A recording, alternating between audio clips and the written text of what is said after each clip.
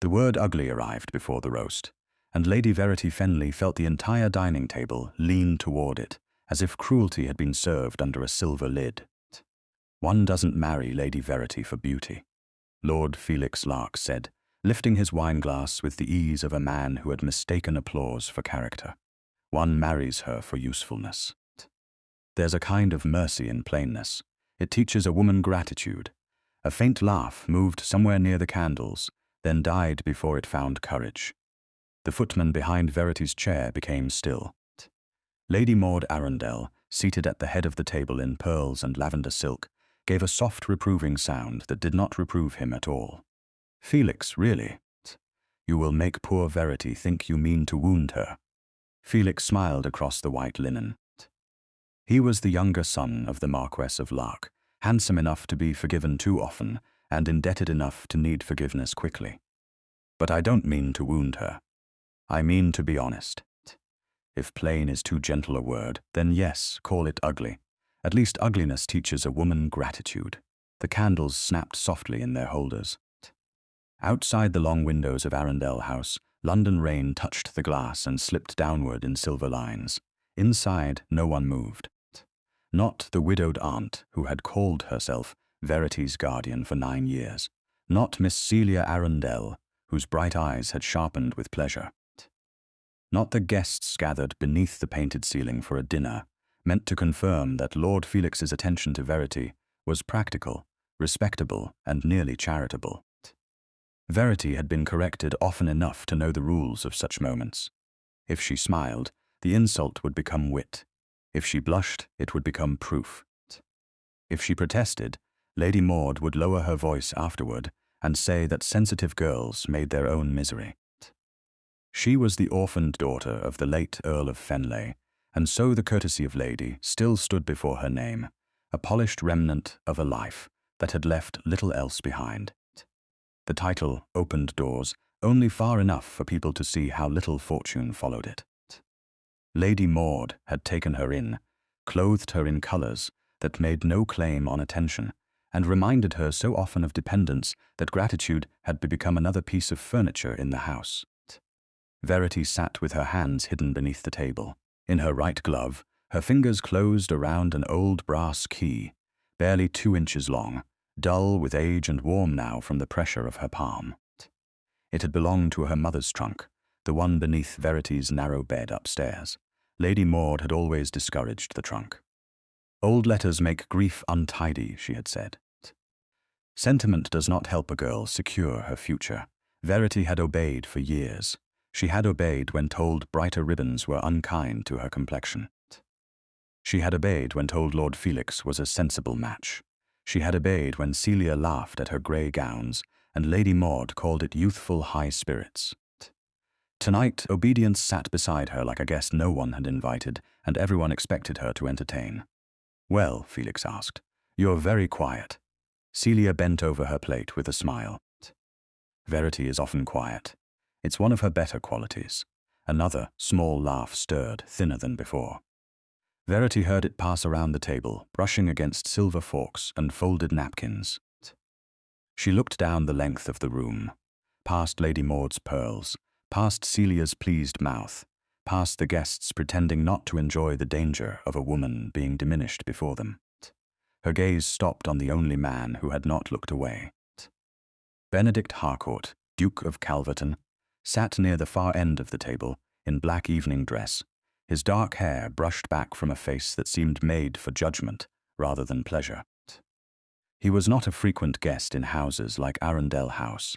He belonged to older blood, larger estates, and rooms where decisions were made quietly, because no one dared interrupt them. His presence had made Lady Maud flutter, and Felix boast before the soup had even cooled. Verity had assumed he would not notice her. Men like the Duke of Calverton did not need to notice poor relations in grey silk.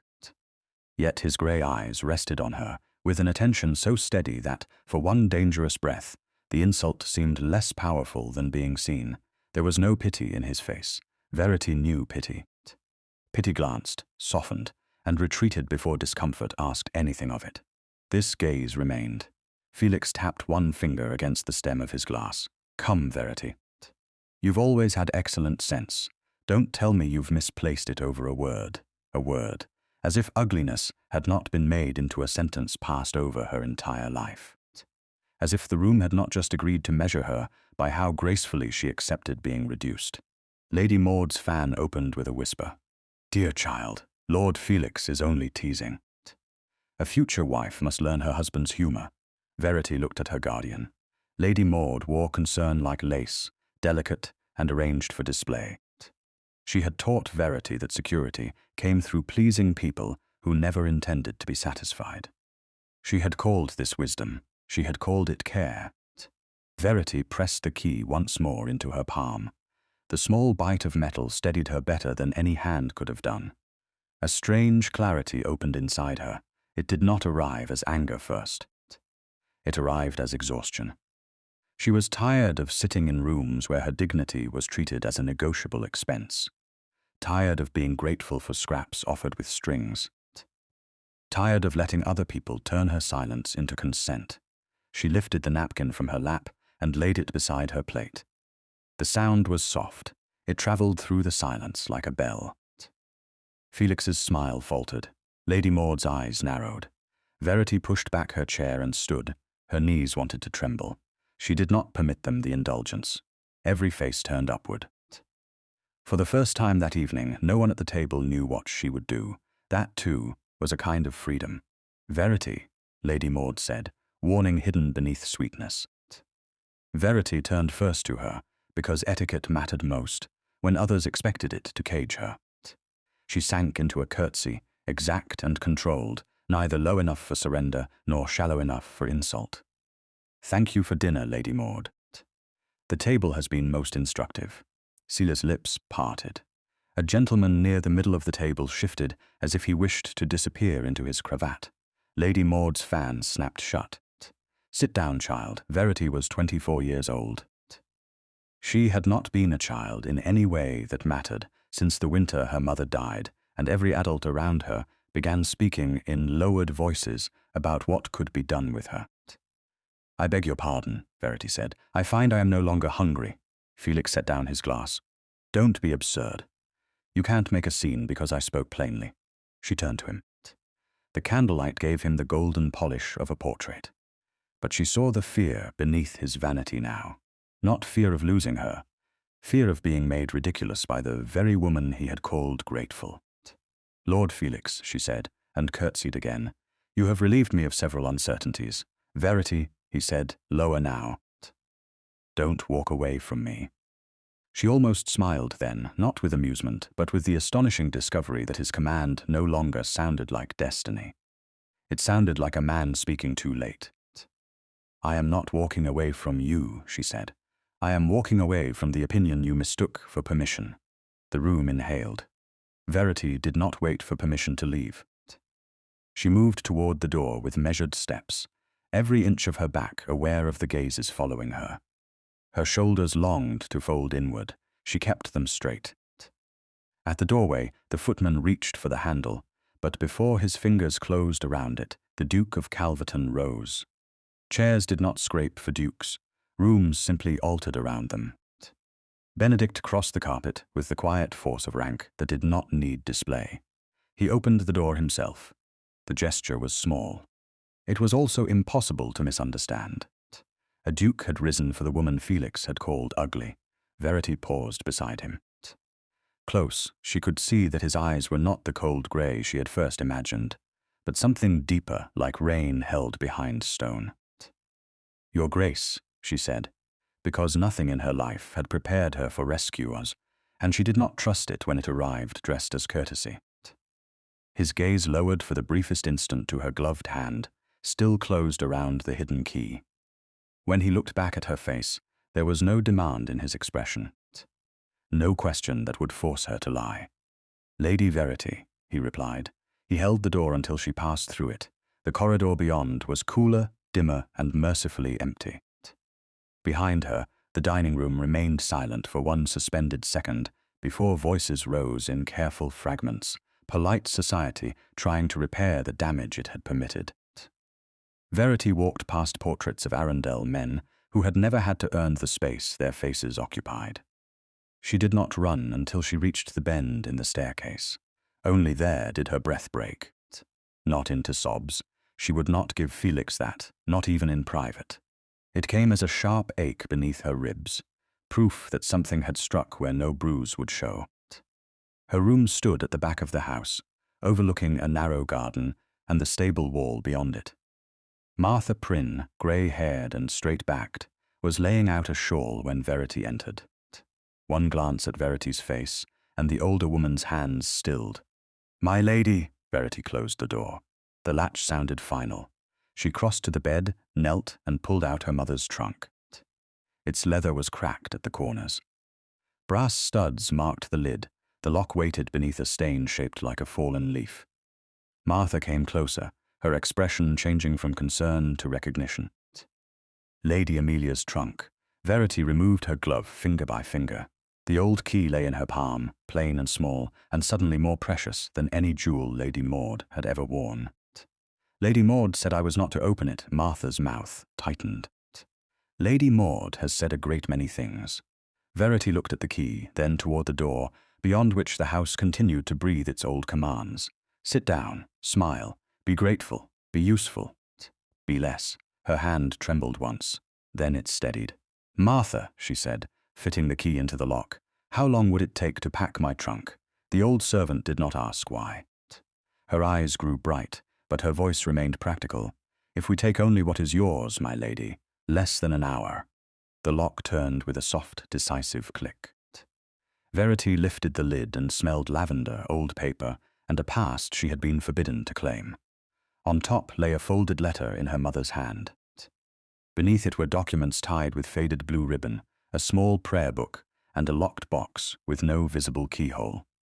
Verity touched the letter, but did not open it yet. Not while her hand still remembered the table, not while the house below was deciding whether to call her proud, wounded, foolish, or mad. Dawn was still hours away.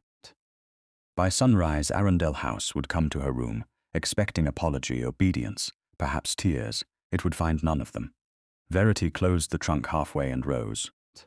"Then we shall take only what is mine," she said, "and we shall be gone before anyone thinks to look." By 4:30 in the morning, the candles in Lady Verity Fenleigh's room had burned down to stubs, and everything she owned had been divided into two unforgiving piles. One pile belonged to the life Lady Maud Arundel had chosen for her. The other belonged to the life Verity had not yet dared to claim. The grey dinner gown remained across the chair, where Martha had placed it after unfastening the back buttons with fingers that shook only once. The dress looked innocent in the dim light, a harmless length of silk and ribbon, but Verity could still feel the dining room clinging to it, the laughter, the word, the expectation that she would help soften the wound for everyone else's comfort. "Leave it," Martha said, seeing her look at the gown. Verity touched the sleeve. "It is mine. So is a bruise, my lady, but no one need carry it." The sentence was so practical, so fiercely kind, that Verity had to close her eyes for a moment. When she opened them, she took the gown from the chair, folded it once, and placed it neatly across the bed instead of inside the trunk. Not torn, not ruined, simply not taken. "There," Martha said. "That is the first sensible thing this house has seen all night." Verity nearly smiled. It was a small, startled movement, but it steadied her more than tears would have done. They packed quickly after that. Linen, 2 dark walking dresses, a wool cloak, the prayer book from her mother's trunk, the blue-ribboned documents. The folded letter, still unopened, wrapped in a handkerchief, and placed in Verity's travelling bag where no careless search would find it. The small locked box, stubborn and silent, went beneath the oldest shawl at the bottom of the trunk. Martha counted coins twice, then stitched 3 sovereigns into the hem of Verity's cloak, with such grim efficiency that the needle flashed in the candlelight. "There's not enough for comfort," Martha said. "There is enough for distance. Distance will do for now." Verity fastened the old brass key on a narrow ribbon and slipped it beneath her bodice, where it rested against her heart, like a question waiting to be answered. Around them, Arundel House slept with the confidence of a house that had never imagined anyone might leave it without permission. The fires had been banked. The corridor lamps had burned low. Somewhere below, a clock gave 5 soft strikes. Each one sounded less like time passing and more like a door unlocking. Martha opened the chamber door and listened. Nothing. Verity took one last look at the narrow room, the smoky hearth, the small writing table, the wardrobe where Lady Maud had once inspected a blue ribbon, and said, with false regret, that brightness made plain women appear ambitious. For 9 years, Verity had tried to make gratitude large enough to live in. It had never been large enough. "Are you ready?" Martha whispered. "No," Verity said. Then she gripped one handle of the trunk. "But I am leaving." The trunk was heavy and the stairs seemed longer in the dark. Twice they paused as boards creaked beneath their shoes. Once, a maid coughed behind a service door and turned over in sleep. No one came. At the servants' entrance, the cold morning air struck Verity's face so cleanly that she almost gasped. The mews smelled of damp straw, rain, coal smoke, and horses. It was not elegant, it was not kind, it was outside. A small hired carriage waited beyond the stable wall, arranged by Martha through a cousin's son, who knew when a question was worth less than a coin. The driver climbed down, sleepy-eyed beneath a battered hat, and helped lift the trunk. "Tunbridge Wells, my lady?" he asked. Verity looked back at the dark windows of Arundel House. Behind one of them, Lady Maud would soon wake believing obedience could be restored with a command. Behind another, Celia would sleep with the satisfied peace of a girl who had never wondered where she would go if the world stopped admiring her. Lord Felix was not in the house, yet his voice remained inside it more strongly than any guest. Ugly. Grateful. Verity drew her cloak tighter. "Not directly," she said. Martha turned her head. "My lady, we shall begin toward Tunbridge Wells," Verity said, "and change the road after 7 miles. The driver blinked. "That will cost more." Verity removed a coin from her reticule. Her fingers brushed the hidden letter. "Then it shall cost more." The driver looked at the coin, then at her face, and decided that silence was cheaper than argument. Before she entered the carriage, Verity handed a folded note to the youngest stable lad, who stood shivering near the wall with a bun from Martha's pocket, already half-eaten. "Place this on Lady Maud's breakfast tray," Verity said. "Not before 8. The boy nodded solemnly, as if entrusted with a diplomatic dispatch. Verity stepped into the carriage. Martha followed. The door closed. The wheels began to turn. Arundel House made no protest, no window opened, no voice called her name. For one painful second, the silence seemed to confirm what she had feared all her life, that she could vanish and leave no wound behind. Then the carriage turned the corner, and the house disappeared from view. Verity breathed. The sound was small. It belonged entirely to her. By the time dawn paled the edges of London, the streets had loosened into road and hedgerows. The carriage rocked over ruts and damp stones. Martha sat opposite with the trunk braced between her feet, her face stern enough to discourage both thieves and despair. Neither woman spoke for the first mile. At last Martha said, "Your mother would have packed faster." Verity looked up. Would she? She would have taken the silver spoons too. Verity laughed before she could stop herself. The sound was quiet, surprised, and almost young.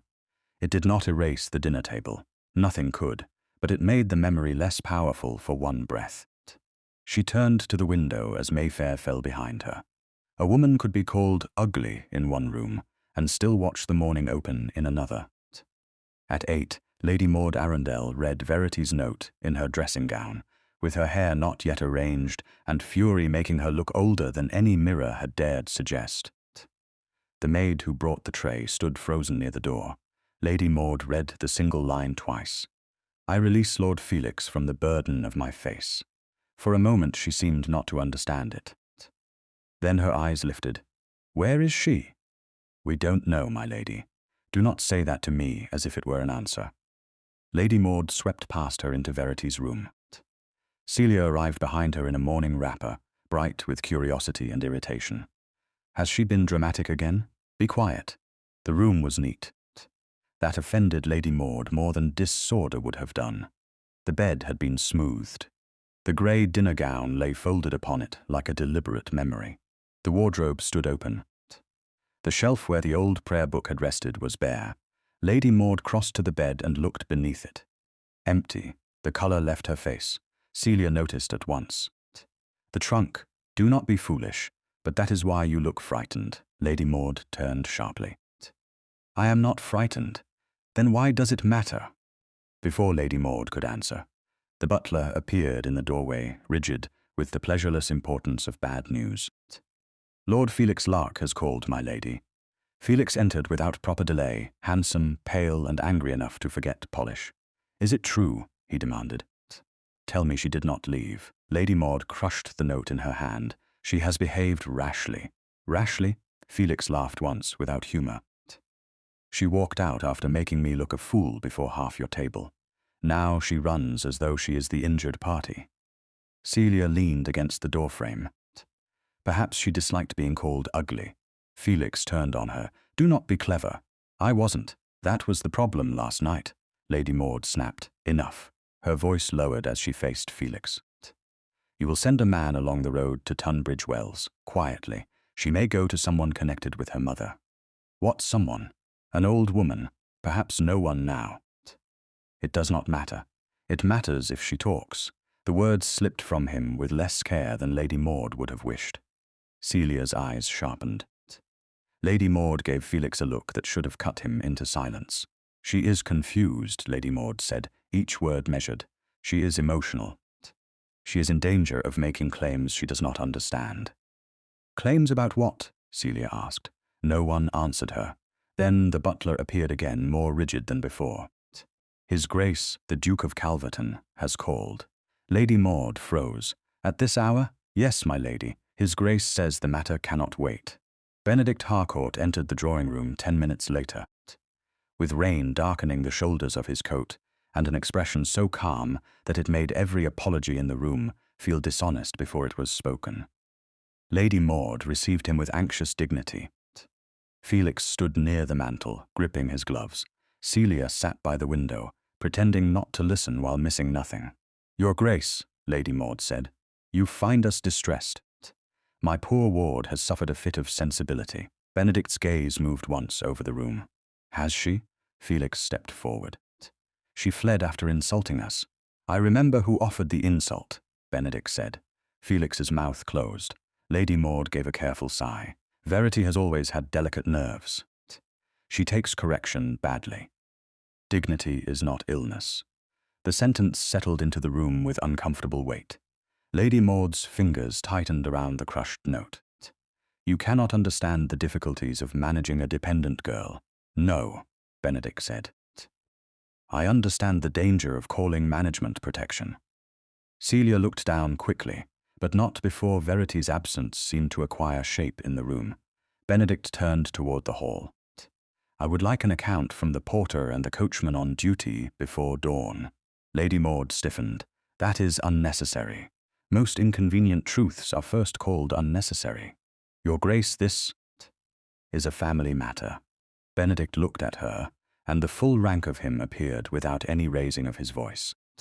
It ceased to be private when Lady Verity was humiliated before guests. Lady Maud said nothing. Felix did. She is my intended bride. Benedict's eyes shifted to him. Then you should have spoken of her as though you remembered it. The servants were summoned. The porter had seen the hired carriage, but no gentleman. The stable lad confessed to receiving the note and waiting until 8. The coachman had heard the driver say Tunbridge Wells, then heard Lady Verity instruct him to change the road after 7 miles. Benedict listened without interruption. He asked no question twice. He thanked even the stable lad, which made the boy look as though the floor had given way beneath him. When the servants left, Lady Maud tried to reclaim the story. You see? She is not thinking clearly. On the contrary, Benedict said, she planned carefully to ruin herself, to avoid being recovered before she chose whether to return. Felix's anger broke through. Recovered? She's not stolen property. Precisely, Benedict said. Silence cut deeper than any rebuke. Benedict took his gloves from the table. No one is to force Lady Verity back. If she is found, she will be asked whether she requires assistance. Nothing more. Lady Maud's eyes flashed. You have no right. Perhaps not. He looked toward the empty hall where Verity had walked the night before. But I have a memory of a lady wronged at your table, and that is enough to begin with. He left them there, standing among polished furniture and unpolished fear. Outside, dawn had become a grey London morning. Benedict gave quiet orders to Hales, his groom, to follow the southern road and ask discreetly at posting houses, inns and toll gates. No alarm. No pursuit shouted in public. No hand laid upon Lady Verity's carriage. If you find her, Benedict said, pulling on his gloves, you are not to bring her back. Hales nodded. What shall I do, Your Grace? Benedict looked once at the windows of Arundel House, behind which Lady Maud was surely already preparing a kinder lie. Ask her what she chooses, he said. Then he mounted and turned his horse toward the road. Verity had tried to hide. Benedict Harcourt had ridden less than a mile from Arundel House before he reined in, because the road could tell him where Lady Verity had gone, but not why she had needed to vanish before dawn. Pursuit without understanding was only another form of command. He sat still in the grey London morning while carts rattled past and rain gathered along the brim of his hat. Hales, who had already taken the southern road under quiet instruction, would follow the carriage trail as discreetly as any man in Calverton livery could manage. That was enough for distance. It was not enough for truth. Benedict turned his horse back. Arundel's house looked even more respectable in daylight than it had by candlelight, which made him distrust it more. Its black door shone. Its brass knocker gleamed. Its windows reflected the pale sky with the polished blankness of a face trained never to confess. The butler's composure faltered when he opened the door and saw the Duke of Calverton again. Your Grace, I require one further account, Benedict said, from the housekeeper. And I would like the door to Lady Verity's chamber left open while she shows me what remains. The butler's eyes flicked toward the stairs. I shall ask Lady Maud. You may inform Lady Maud. The distinction was small. It was also final. Lady Maud appeared before the housekeeper did, dressed now in dark blue silk, her hair arranged, her distress improved into something more useful. Your Grace, she said, descending the stairs with measured elegance. Surely you cannot mean to continue this disturbance. I mean to understand it. Verity has been dependent upon this house for years. She has been treated with every consideration suitable to her circumstances. That phrase has carried a great deal of cruelty through polite rooms. Her eyes hardened, then softened again by force. You misjudge me. Managing a girl of limited fortune and uncertain temperament is not cruelty. It is duty. Then your duty will withstand questions. Lady Maud's fan opened slowly. A gentleman entering a lady's chamber would be improper. Which is why the housekeeper will accompany me. The door will remain open, and I will touch nothing without witness. He held her gaze. If there is nothing to conceal, Lady Maud, propriety should not be difficult. She could not refuse without making refusal interesting. That was the advantage rank gave him, though Benedict disliked how useful it proved. Mrs. Bell, the housekeeper, led him upstairs, with her mouth pressed into a line and her keys trembling faintly at her waist. Verity's room stood at the back of the house. In daylight it seemed smaller than dignity deserved. The bed had been smoothed. A grey gown lay folded upon it, abandoned but not discarded carelessly. The shelf near the washstand held a bare patch in the dust where books had been. Beneath the bed, the empty space waited like an accusation. Benedict stopped at the threshold and did not step farther until Mrs. Bell entered first. What did Lady Verity leave behind? He asked. Gowns Lady Maud purchased, Your Grace. A few ribbons. Some mending. Nothing of value. Value to whom? Mrs. Bell looked startled. I beg your pardon? Nothing. His gaze moved over the room again. It had been searched, not violently, not thoroughly.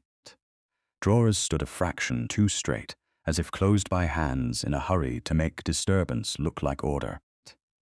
A prayer book remained on the small table, but it was not old enough to be the one Lady Verity had taken. Beneath it, caught against the table leg, a scrap of pasteboard showed a corner darkened by age. Benedict looked at Mrs. Bell. "May I move the book?" "Yes, Your Grace." He lifted it with 2 fingers and drew out the card. The lettering had faded, but not beyond reading. Mrs. Elspeth Ward, Chapel Lane, Tunbridge Wells. On the back, in a woman's hand, 4 words had been written, if ever necessary. Benedict read them twice. Necessary. Not pleasant, not convenient, not safe. Necessary. "Do you know this name?" he asked. Mrs. Bell shook her head too quickly. "No, Your Grace. That is not the same as never having heard it." The housekeeper's face tightened. Loyalty and conscience fought in her eyes. Conscience, perhaps because a maid had once watched Lady Verity pass too many quiet winters in this room, won by a narrow margin. "I heard Lady Maud say Ward once. Years ago, there was a letter." "I do not know more." "What kind of letter?" "The kind Lady Maud put in the fire before the seal had cooled." Benedict slid the card into his coat. "Thank you, Mrs. Bell." Her eyes widened, as though being thanked for telling the truth placed her in greater danger than lying would have done. "Your Grace." Downstairs, Lady Maud waited with Felix and Celia in the drawing room. Felix had recovered enough polish to look contemptuous again. Celia's curiosity had sharpened into unease. Benedict saw Lady Maud's gaze drop to his coat pocket and then return to his face. "Too fast?" she asked. "Mrs. Elspeth Ward," Benedict said. The name entered the room like a draught beneath the locked door. Celia frowned. Felix looked impatient. Lady Maud's fan stopped moving, only for a heartbeat, but Benedict saw it. "An old acquaintance of Verity's mother, perhaps," she said. "Girls keep scraps. This scrap had instructions. Sentimental nonsense, if ever necessary," Benedict said. A curious phrase for nonsense. Felix stepped forward. "If you know where she is going, then we should retrieve her before she makes a greater spectacle of herself." Benedict turned to him. "You will do nothing." Felix flushed. "She is my intended. You have used that word often for a man who speaks of his future wife as an inconvenience." Lady Maud intervened, her voice low and urgent. "Your Grace, Verity is not equipped to move through the world alone. Whatever she imagines, I have preserved her reputation, her comfort, and her prospects. You preserved control. I preserved what little position she had. By making her believe she had no other one." Lady Maud's face closed. That was answer enough. Benedict left before the room could arrange itself around another lie. Outside, he found a stable boy holding his horse and a groom from Calverton waiting with fresh information. Hales had sent word from the southern road. A hired carriage matching the description had changed direction beyond the 7th mile, just as Lady Verity had instructed. Not panic, not confusion, strategy. Benedict looked toward the wet road leading out of London and felt, beneath his anger, something like admiration. Lady Verity Fenleigh had been publicly wounded and privately pursued, yet she had still thought clearly enough to mislead those who believed her helpless. "Send Hales another message," Benedict said. "Mrs. Elspeth Ward, Chapel Lane, Tunbridge Wells. He is to ask quietly. If Lord Felix's man appears, Hales is to keep him in sight and out of Lady Verity's path." The groom nodded. "And if her ladyship is found," Benedict mounted, "she is to be asked what she needs, not told." By midday, Verity had learned that roads could be both escape and trial. The carriage wheels struck ruts deep enough to jar the old trunk against her knees, and rain turned the windows into wavering glass. Martha sat opposite her, black bonnet steady, one hand braced against the trunk, as if she could keep the past from shifting too violently. Verity had not slept. Whenever her eyes closed, the dining room returned. Felix's glass, Celia's smile. The Duke's hand on the door. She touched the ribbon beneath her bodice and found the old key through the fabric. It did not comfort her exactly. It reminded her that fear was not the only thing she carried. They reached Tunbridge Wells beneath a damp veil of afternoon light. The town was all wet stone, pale facades and respectable windows that seemed to observe arrivals without admitting curiosity. Verity stepped down stiffly near the pantiles, while Martha paid the driver and argued him out of an extra charge, with the calm menace of a woman who had outlived several dishonest tradesmen. Chapel Lane, Verity asked a ribbon seller beneath an awning. Mrs. Elspeth Ward, do you know the house? The woman's face changed. It was not ignorance, it was pity preparing itself. Verity felt the answer before it came. Number 7, Miss Blue Shutters. Thank you, but Mrs. Ward is gone. The rain seemed to grow louder. Martha turned. Gone where? The ribbon seller touched a length of green satin and looked at the counter. Buried, ma'am. Near 3 months now. The cough took her hard at the end. Her niece came down for the papers and went north again. Verity's hand closed around her reticule. The world did not tilt, it narrowed. She had spent the journey imagining a door opening. An old woman recognizing her mother's name. A room where she could set the trunk down and stop measuring every breath against pursuit.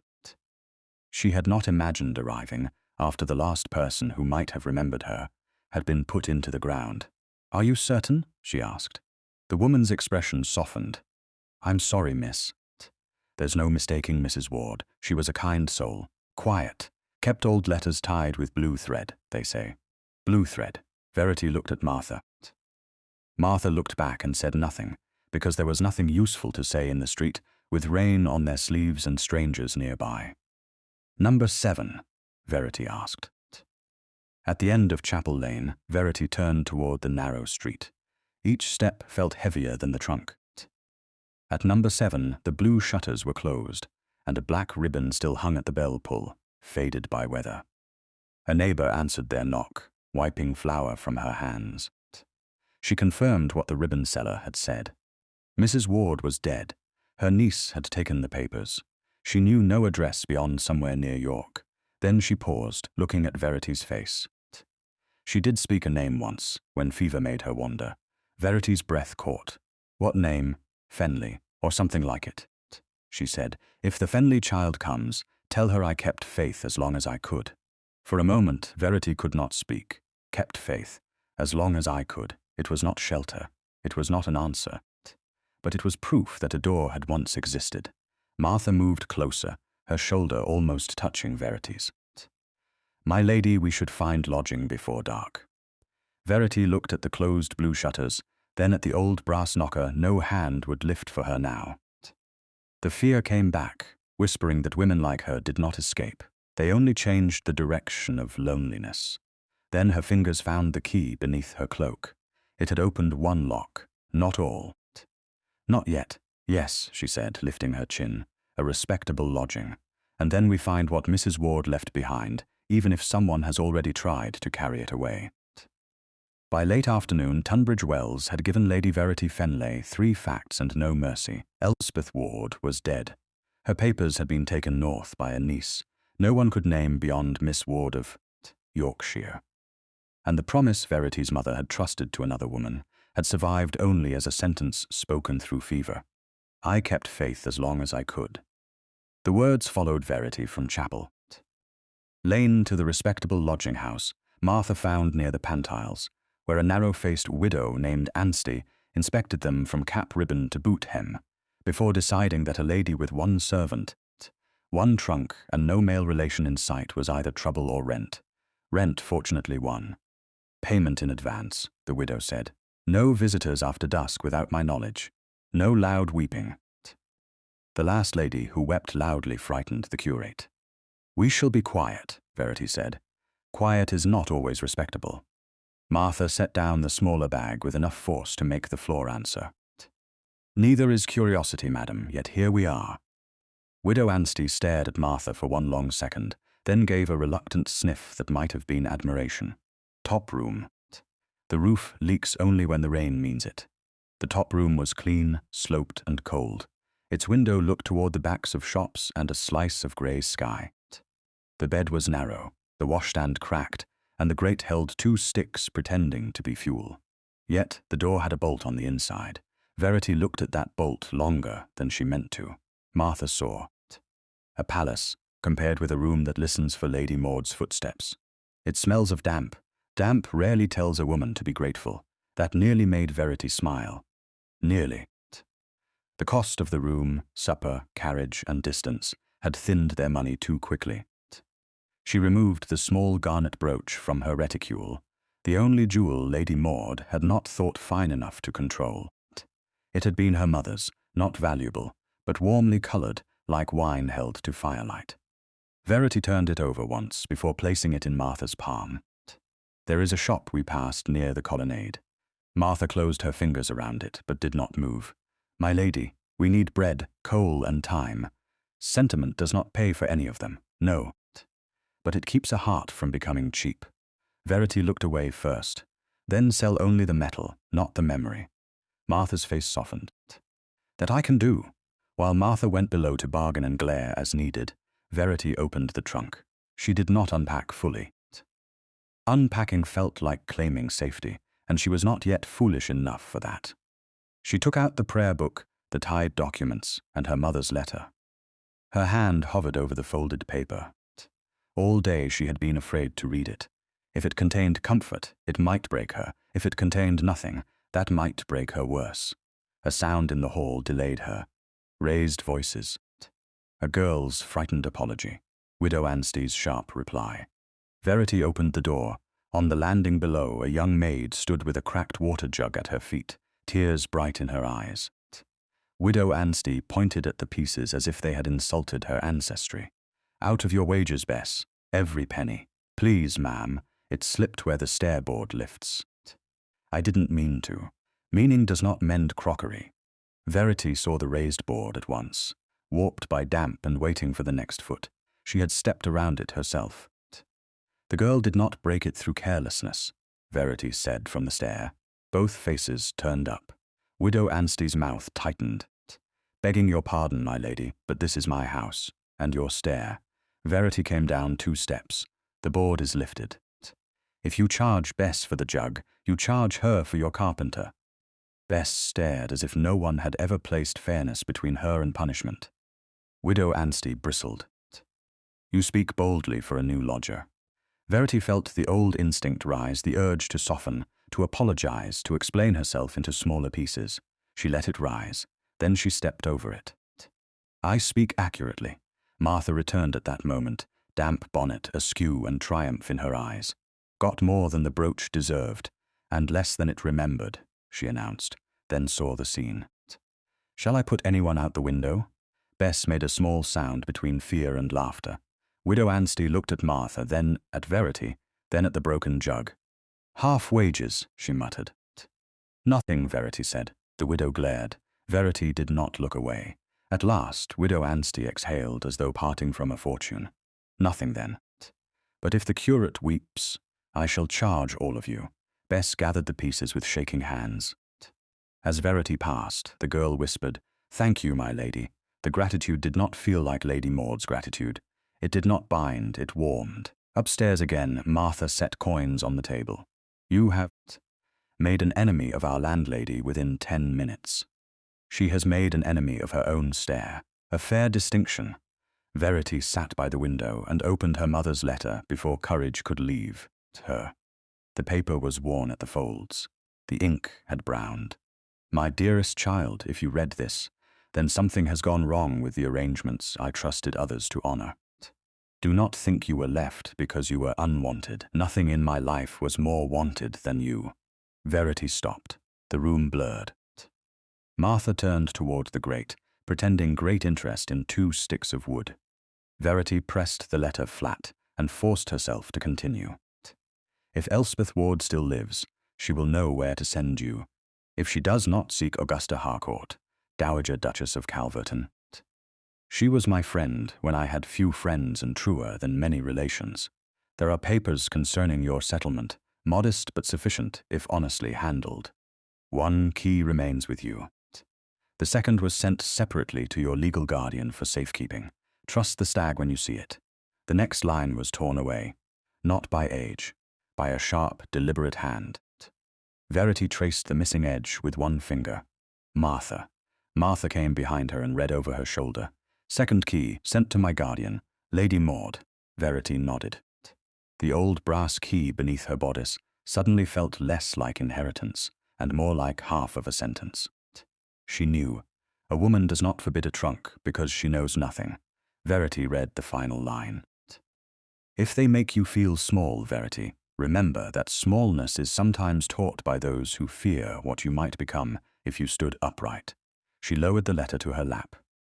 For a long moment, the damp room, the cracked washstand, the cold grate, and the rain-smudged window seemed less real than her mother's hand moving across the page years ago, trying to reach a daughter through time and concealment. I was wanted, Verity said very softly. Martha's voice was rough. More than wanted, my lady. Planned for. A knock sounded below before Verity could answer. Not Widow Anstey's brisk knock. A man's knock, confident and entitled. Voices followed, Widow Anstey's guarded tone. Then a familiar servant's voice, polished by Arundel House and sharpened by instruction. I come on behalf of Lord Felix Lark and Lady Maud Arundel. Lady Verity Fenleigh is to be escorted home at once. Martha reached for the door bolt. Verity folded the letter carefully and placed it inside her bodice beside the key. Her fear moved quickly. So did her anger. No, she said. Martha looked at her. No to opening, no to being escorted. They descended together. In the small front hall, Lord Felix's man, Ridley, stood with his hat in his hands and command in his posture. Behind him, rain silvered the street. Widow Anstey hovered near the parlour door, regretting every coin she had accepted. My lady, Ridley said, bowing just enough, you have caused great distress. I am instructed to bring you back before further harm is done. You are instructed by whom? Lady Maud and Lord Felix. Neither has authority to instruct me. Ridley's mouth tightened. Forgive me, my lady, but you are not in a position to judge what is best. Lord Felix is deeply concerned. Lord Felix was not concerned when he called me ugly before guests. Widow Anstey's eyebrows rose. Ridley shifted. Words spoken at dinner are not worth ruining yourself over. I agree. That is why I refuse to return to be ruined by more of them. He stepped half a pace inward. Martha moved at once, placing herself beside Verity, not in front of her. Best not, she said. Ridley glanced at the older woman with contempt. This is no matter for servants. Then it is fortunate I am not speaking to one, Verity said. Ridley flushed. The carriage is waiting. It may continue waiting. My lady, I must insist. A voice from the doorway behind him said, You must not. Ridley turned so sharply his hat bent in his hands. Benedict Harcourt stood on the threshold, rain dark on his coat, hails visible beyond him near the street. The Duke did not enter at once. His gaze went first to Verity, then to the narrow hall, then to the man blocking it. Lady Verity, he said, may I come in? The question struck harder than any command could have. It acknowledged the threshold as hers. Temporary, rented, damp and poor as it was hers while she stood within it. Verity drew one slow breath. Yes, Your Grace. Benedict stepped inside. Ridley bowed low, suddenly aware of his own size. Your Grace, I am under orders. Then you have been overburdened. Lord Felix expects Lady Verity's return. Lord Felix may improve himself. Through disappointment, Widow Anstey made a choking sound and hid it as a cough. Benedict looked back to Verity. Hales followed Lord Felix's messenger after he left London. That is how I found this house, not by asking anyone to betray you. The explanation mattered. He seemed to know it mattered. I did not come to return you, he said. I came to ask what you choose. Verity felt the letter against her heart, the old key beside it, and beneath both, a fragile new certainty that she had not imagined the wrong done to her. Her mother had left a path. Lady Maud had blocked it. Lord Felix had come to drag her back onto it as property. Benedict waited, not impatiently, not kindly in the way people were kind when they wanted obedience in a softer voice. He waited as if her answer would become the rule. I choose, Verity said, not to be taken anywhere by force, persuasion, pity, or convenience. Benedict's eyes warmed by the smallest degree. Then you shall not be. Ridley looked from the Duke to Verity and understood that the errand had ended. He bowed again, stiff with humiliation, and backed into the rain. The door closed behind him. Widow Anstey released a breath she had been holding since the word Duke entered her hall. Martha said nothing, but her hand found Verity's sleeve for one brief squeeze. Benedict remained near the door, leaving proper distance between them. "There is one more question," he said. "You are under no obligation to answer it."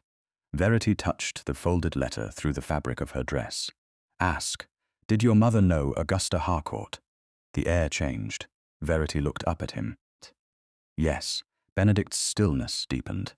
"Then there is truth at Hartham Hall that should have reached you years ago." The name landed like a door opening somewhere far away.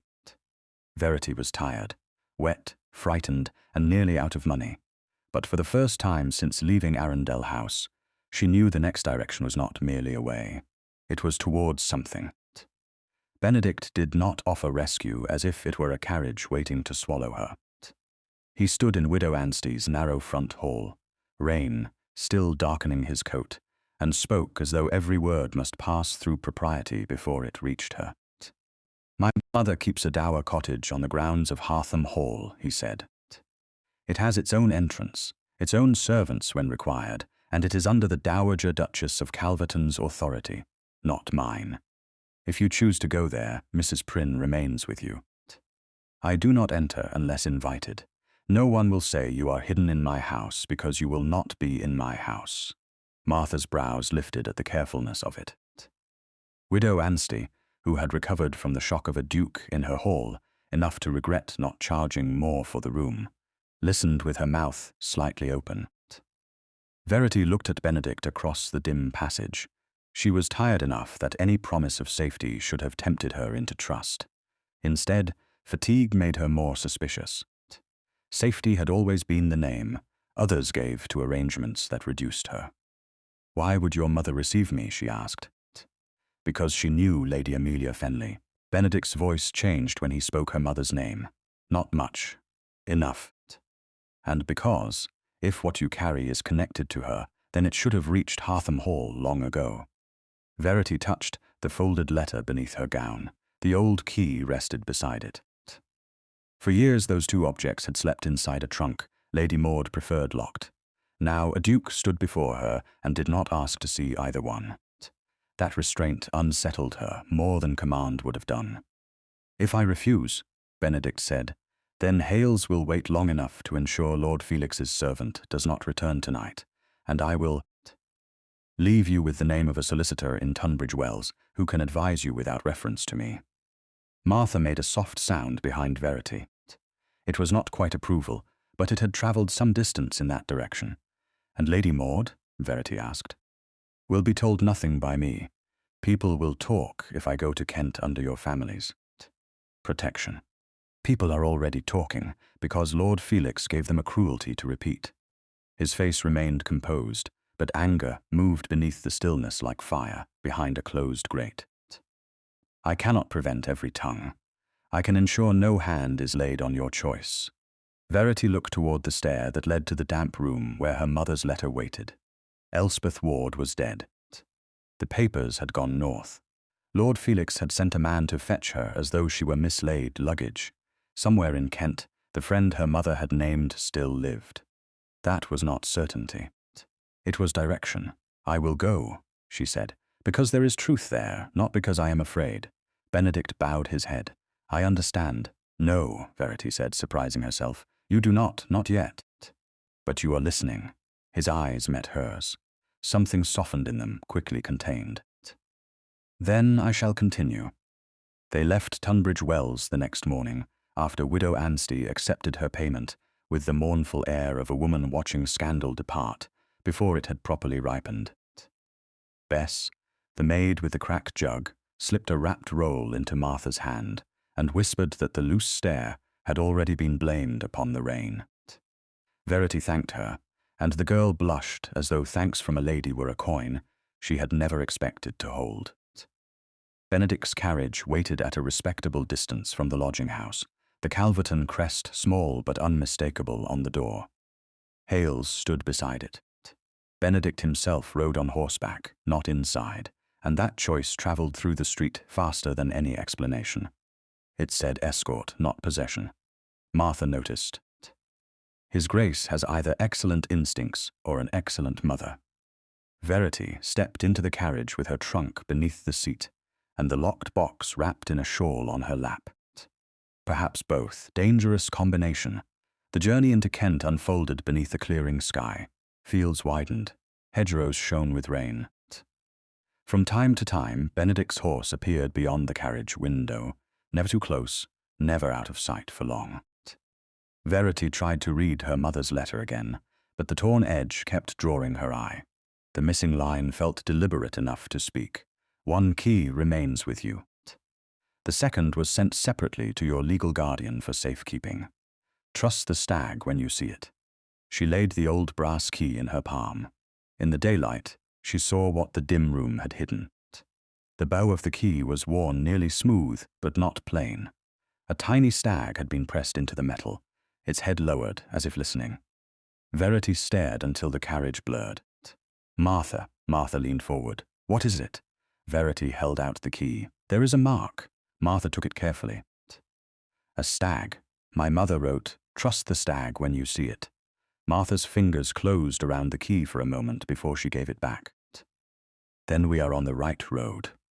Hartham Hall appeared near sunset beyond a long avenue of elms, not suddenly, but with the grave patience of a house that expected to outlast everyone's panic. It was larger than Arundel House by several lives. Grey stone, tall windows, wide lawns damp with evening light, and beyond the main drive, a smaller lane turning toward a cottage half hidden by yew and climbing ivy. Benedict did not take them to the great front door. He rode to the cottage lane and dismounted only after the carriage stopped. The Dowager Duchess is within, he said. She asked that you be brought here first. Verity looked at the cottage. It was not grand, that made it easier to breathe. A lamp burned in one lower window. Smoke rose from the chimney. The door opened before anyone knocked. Augusta Harcourt, Dowager Duchess of Calverton, stood on the threshold with one hand braced on a silver-topped cane, and the other gripping the doorframe as if dignity alone had kept her from coming into the lane. She was tall, though age had drawn fine lines of command around her mouth and eyes.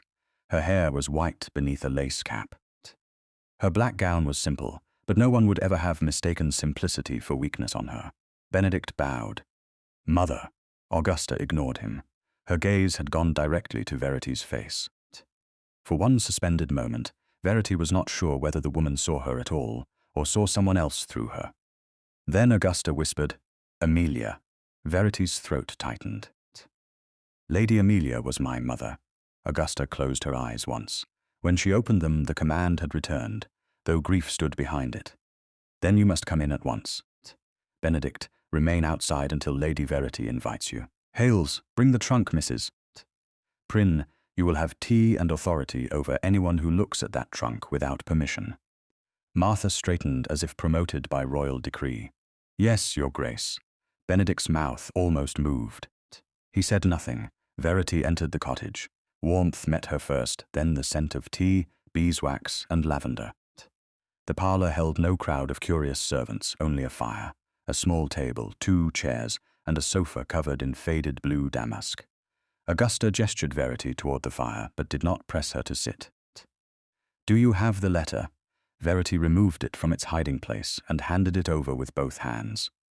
Augusta received it as though paper could have a pulse. She read in silence. Her face altered line by line. At the mention of Elspeth Ward, her mouth tightened. At the settlement papers, her eyes hardened. At the torn place, she stopped. This was cut, yes, not torn by accident, no. Augusta looked up. And the key? Verity drew the old brass key from the ribbon at her neck.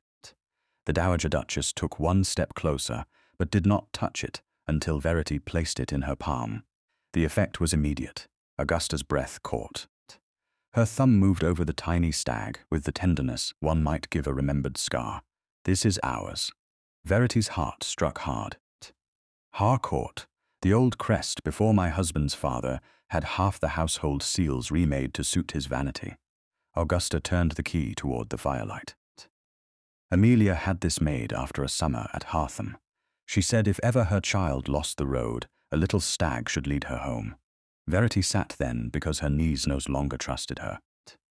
Martha moved behind the chair, close enough that Verity could feel her presence without being held down by it. My mother wrote that there was a second key, Verity said. Sent to my legal guardian. Augusta's expression changed from grief to comprehension, and then to anger carefully leashed. Lady Maud Arundel. She never told me. Of course she did not. Augusta crossed to the table and laid the old key beside the locked box Martha had brought from the trunk. The key slid into no visible lock. It found no opening. The box remained closed, smooth and stubborn, as if the truth had learned patience from being imprisoned. This key was never meant to be the only one, Augusta said. Benedict appeared in the doorway then, still outside, his hat in his hand. Mother? Augusta looked at him, then back to Verity. The second key would have opened what this one protected. If Lady Maud received it, she had access to whatever Amelia placed beyond your reach. Verity stared at the box. The fire cracked softly. For years, she had believed herself the unwanted remnant of other people's duty. Now her mother's friend stood before her with proof that someone had planned a path, named a refuge, marked a key, and trusted adults to honor it. Somewhere, Lady Maud had taken that trust and locked it away. Then the truth is still at Arundel House, Verity said. Augusta's eyes sharpened with approval. Or in Lady Maud's keeping. Benedict remained at the threshold. He did not step inside, Verity noticed. She looked at him, and for the first time since the dinner table, she felt the possibility of trust without surrender. Your Grace, she said quietly. You may come in. Benedict entered no farther than the rug by the door. That, too, was an answer. Augusta placed the old brass key back into Verity's hand. Keep it, she said. It brought you this far. Verity closed her fingers around it. And the second? Augusta looked toward the darkening window, as if London itself waited beyond the glass, with locked drawers and polite lies. The second, she said, will tell us who feared your mother's voice enough to silence it. The morning after Lady Verity Fenleigh arrived at Hartham Hall, the locked box still refused to open, and Augusta Harcourt sat before it, as if patience were a weapon she had sharpened for years. The dower cottage parlour had been made warmer overnight. A second coal scuttle stood near the hearth. Fresh linen had appeared upstairs. Martha had taken command of the small kitchen with such severity that even the Calverton maid assigned to assist her looked grateful to be corrected. Yet the box remained on the table between Verity and the Dowager Duchess, smooth, dark, and silent. The old brass key lay beside it, useless for this lock, but not useless to the truth. Benedict stood near the open parlour door, where propriety could see him from the hall, and Verity could see him if she wished. He had already asked twice whether he should leave them. Augusta had told him that men who asked permission should learn to endure waiting for the answer. He had endured it without complaint. Your mother was younger than you when I first knew her, Augusta said, her fingers resting on the folded letter. Amelia Fenleigh came to Hartham for a summer when her aunt was companion to my mother-in-law. She was clever, proud in the right places, and too tender in the wrong ones. We became friends before anyone thought to forbid it. Verity listened without moving. It felt dangerous to hear her mother described as a living girl instead of a portrait made of grief. She was not dependent upon us, Augusta continued, not in the way Maud Arundel would now like the world to believe. Amelia was loved here. She had a room overlooking the West Lawn, and she argued with my husband about his state schools until he surrendered from exhaustion. Benedict looked down, and for the first time, Verity saw a faint memory cross his face that did not belong to duty. I remember a lady who brought me sugared almonds when I was in disgrace, he said. Augusta glanced at him. You were often in disgrace. I remember the almonds more clearly than the charges. Verity almost smiled. The softness hurt. She touched the old key. My mother never told me of Hartham. She meant to, Augusta said. Her last letter to me said she feared illness had shortened the time she thought she had. Then months passed with no further word. I wrote to Lady Maud Arundel. Her mouth hardened. The reply came in black-edged paper. Lady Maud said Amelia had died of fever and that the child had followed within days. The cottage seemed to lose sound. The fire moved behind the grate. A carriage passed far away on the road. Verity stared at Augusta, unable at first to understand words so simple and so monstrous. She said I died. Augusta's eyes did not avoid hers.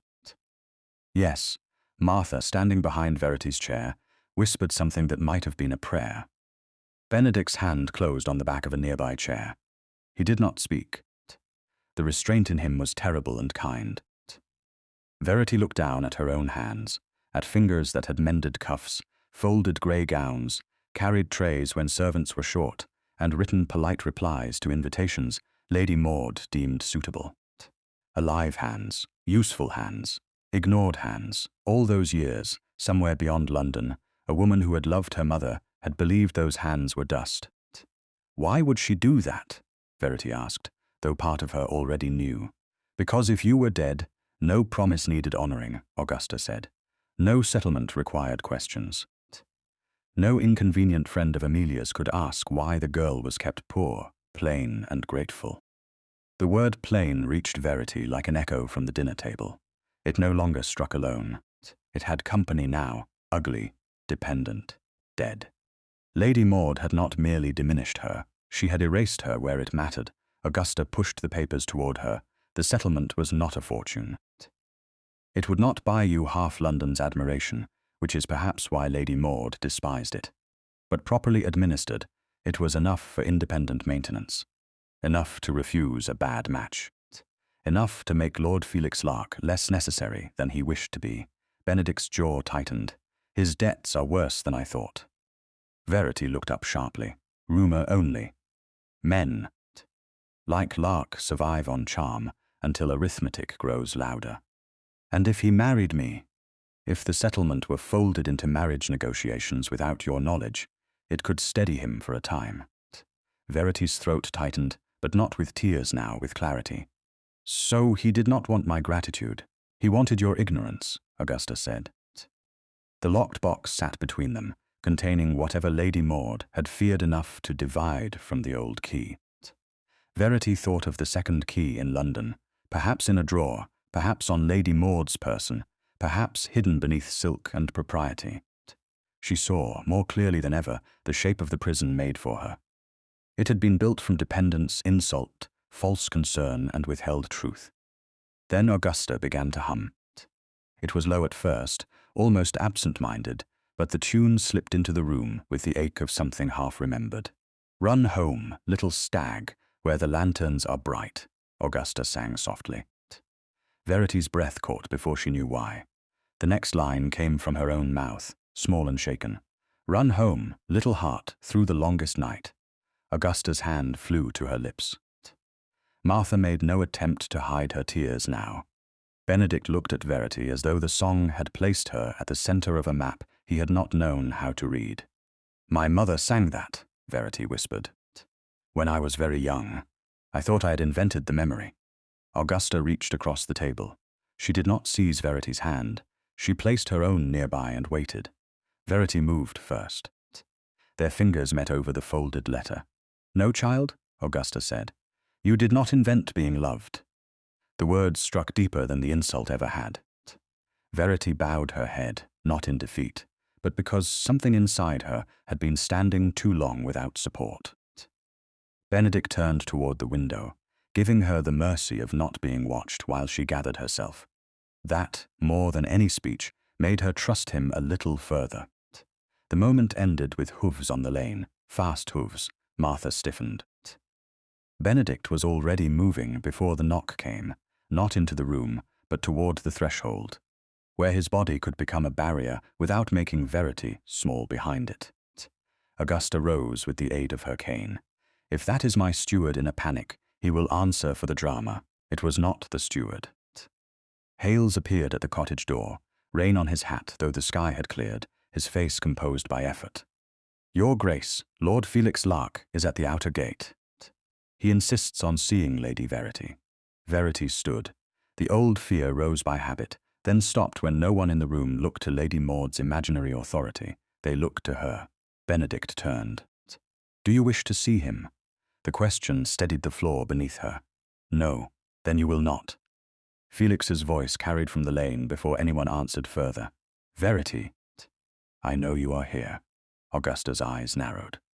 Apparently, He is unfamiliar with gates. Benedict stepped outside.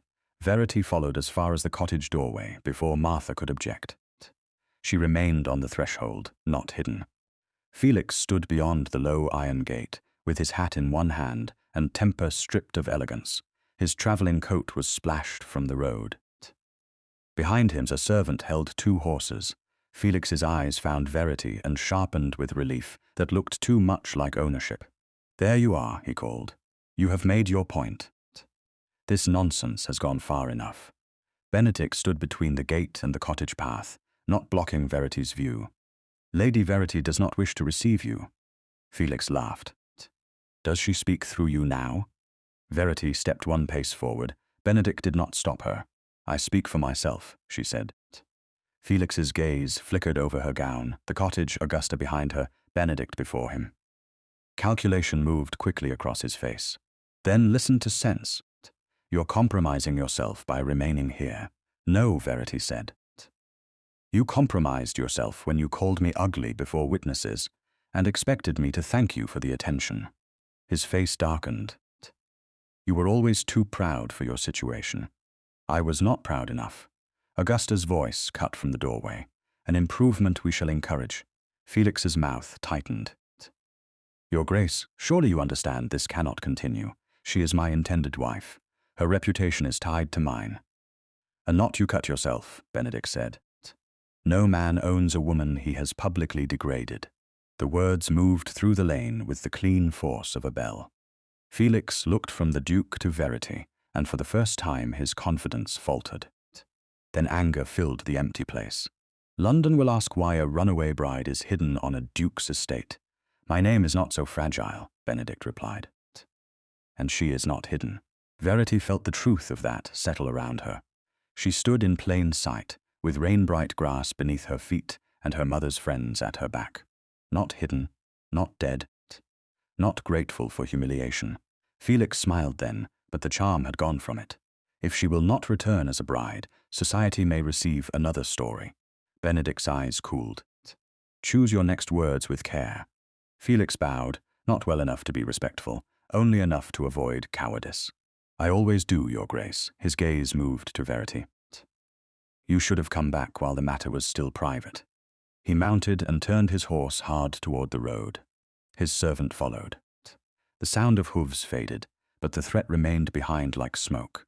Verity stood very still. Martha came to her side. Augusta looked toward the road with an expression that could have frightened stronger men than Felix. Benedict turned back to Verity. "He means to damage you publicly." "Yes," she said. Her voice did not break. The old brass key rested beneath her gown, and inside the cottage the locked box waited. "Then we shall need the second key before his next lie grows teeth." The first lie arrived at Hartham Hall before breakfast had cooled.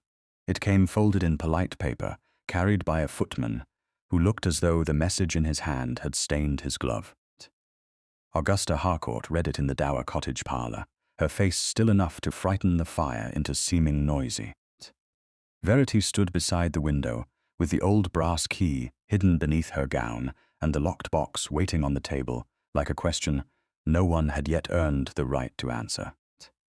Benedict was at the open door, having brought the letter himself, but not crossed the threshold until Augusta permitted it.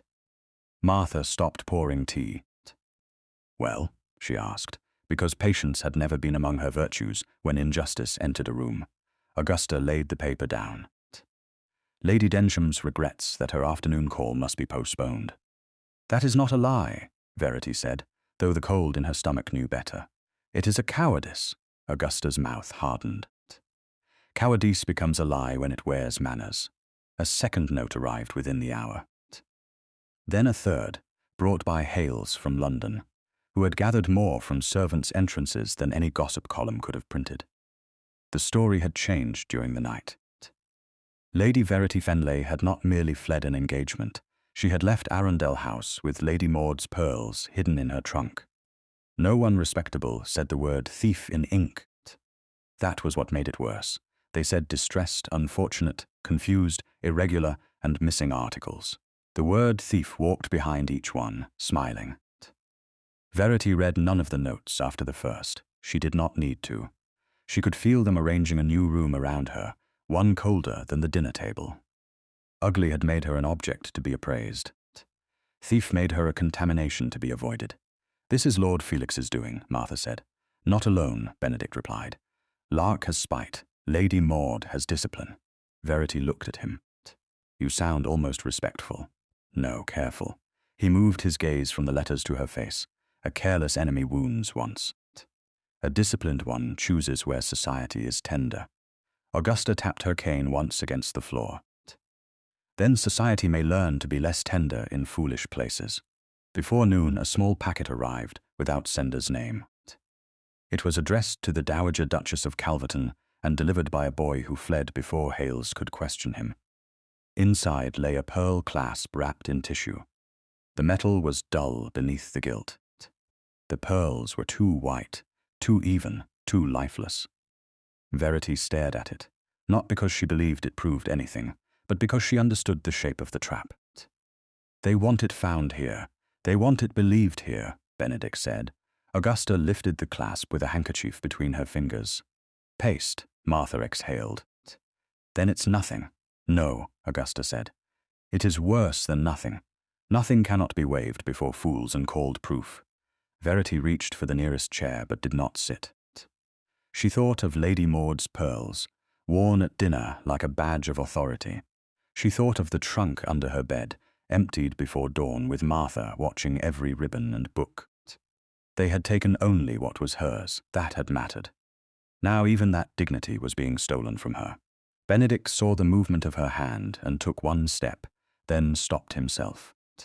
The restraint was deliberate, and because it was deliberate, she noticed the cost of it. There is a charity musicale tonight at Lady Amabel Rotherford's house, Augusta said. I received the invitation last week. Lady Rotherford has not withdrawn it. Yet, Martha muttered. Augusta ignored her. If Verity remains here, the rumour will go to London dressed in her absence. If she attends, she will be stared at. And judged, Benedict said. Verity looked toward the locked box. I have been judged in rooms where I said nothing. Silence did not protect me. Benedict's eyes sharpened, not with command but attention. Do you wish to attend? The question entered cleanly. It did not push, it did not rescue. It simply opened a door and waited. Verity folded the first note and placed it beside the paste clasp. Yes, Martha closed her eyes briefly.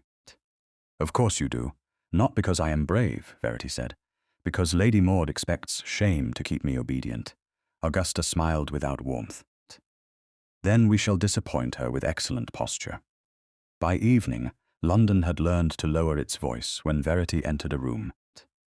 Lady Rotherford's house shone with candlelight and gilt mirrors, the air full of music, lilies, and the delicate cruelty of people pretending not to stare. Verity arrived with Augusta on one side and Martha a few respectful steps behind. Benedict entered separately, as propriety required, but the room understood his connection to the party before anyone spoke it. That understanding did not protect Verity from whispers. It sharpened them, the pearls. Lady Maud must be devastated. So unfortunate when poverty overcomes breeding. One woman near the music room turned a shoulder as Verity passed. Another withdrew her hand from a table of programs, as though paper might carry guilt. Verity felt each gesture. She let none of them stop her. Lady Rotherford met them near the entrance to the music room. She was a handsome woman with silver-threaded hair and eyes that missed very little. Her gaze moved to Verity's face, then to Augusta. Your Grace, Lady Verity, you honour my evening. The greeting was public enough to matter. Several heads turned. Verity curtsied. You are kind to receive me. Kindness is too often praised when courage would be more accurate, Lady Rotherford said. Come. The soprano has been waiting to make us all feel inadequate. Martha, behind them, whispered. Then, she'll need a stronger voice than Lady Maud. Verity nearly lost her composure, but only nearly. Felix saw her smile. He stood near the mantel with Lady Maud and Celia, his expression polished into concern. Lady Maud's pearls were at her throat, complete, gleaming, and carefully displayed. Verity's breath caught. Augusta saw them too. Benedict across the room saw Verity see them. No one moved too quickly. That was the art of a room like this. Ruin wore gloves. After the first song, Lady Maud approached with Felix at her side and Celia trailing like a pale ribbon. "Verity," Lady Maud said, her voice pitched to carry just far enough. "My dear child, you should have sent word. We have been frantic with worry." Verity looked at the pearls. "Your necklace appears to have survived your distress." Celia's eyes widened. Felix made a sound like a laugh, then smothered it. Lady Maud's smile did not change. "Grief over your conduct has not required me to neglect dress. No. Only accuracy." Several guests turned openly now. Lady Rutherford stepped closer, not interfering but present. Augusta stood at Verity's shoulder. Lady Maud lowered her voice into false pain. "This is not the place. Then you should not have brought the accusation into it." "I brought no accusation." "You allowed one to travel," Felix said. "Verity, don't make this uglier than it is." The word ugly slid back into the room like a knife returning to its sheath. This time, Verity did not flinch. "You have already done that work, Lord Felix." A murmur rose and died. Benedict moved from the far side of the room, stopping near Lady Rutherford, not beside Verity yet. He was close enough to act if needed, and far enough that she remained the one speaking. From her reticule, Augusta withdrew the tissue-wrapped clasp and placed it in Lady Rutherford's gloved hand. "This was sent to Hartham Hall today." Lady Maud's eyes flickered. Felix stared a fraction too long. Celia looked at her mother first, not at the clasp. Verity saw it. Lady Rutherford examined the piece beneath the chandelier. "Paste, one word. Clean and fatal." Lady Maud sighed. "If something false was sent, then someone has made mischief in all our names." "Convenient mischief," Augusta said. Lady Rutherford lifted the clasp slightly. "It is not from the necklace Lady Maud wears tonight. Those pearls are set with gold, unless I am much deceived. This clasp is poor work, the sort that hopes to be believed at a distance." "Surely," Felix said, "we're not to conduct an inquiry during a music-hale." "Why not?" Lady Rutherford asked. "You were content to conduct a condemnation before the violins were tuned."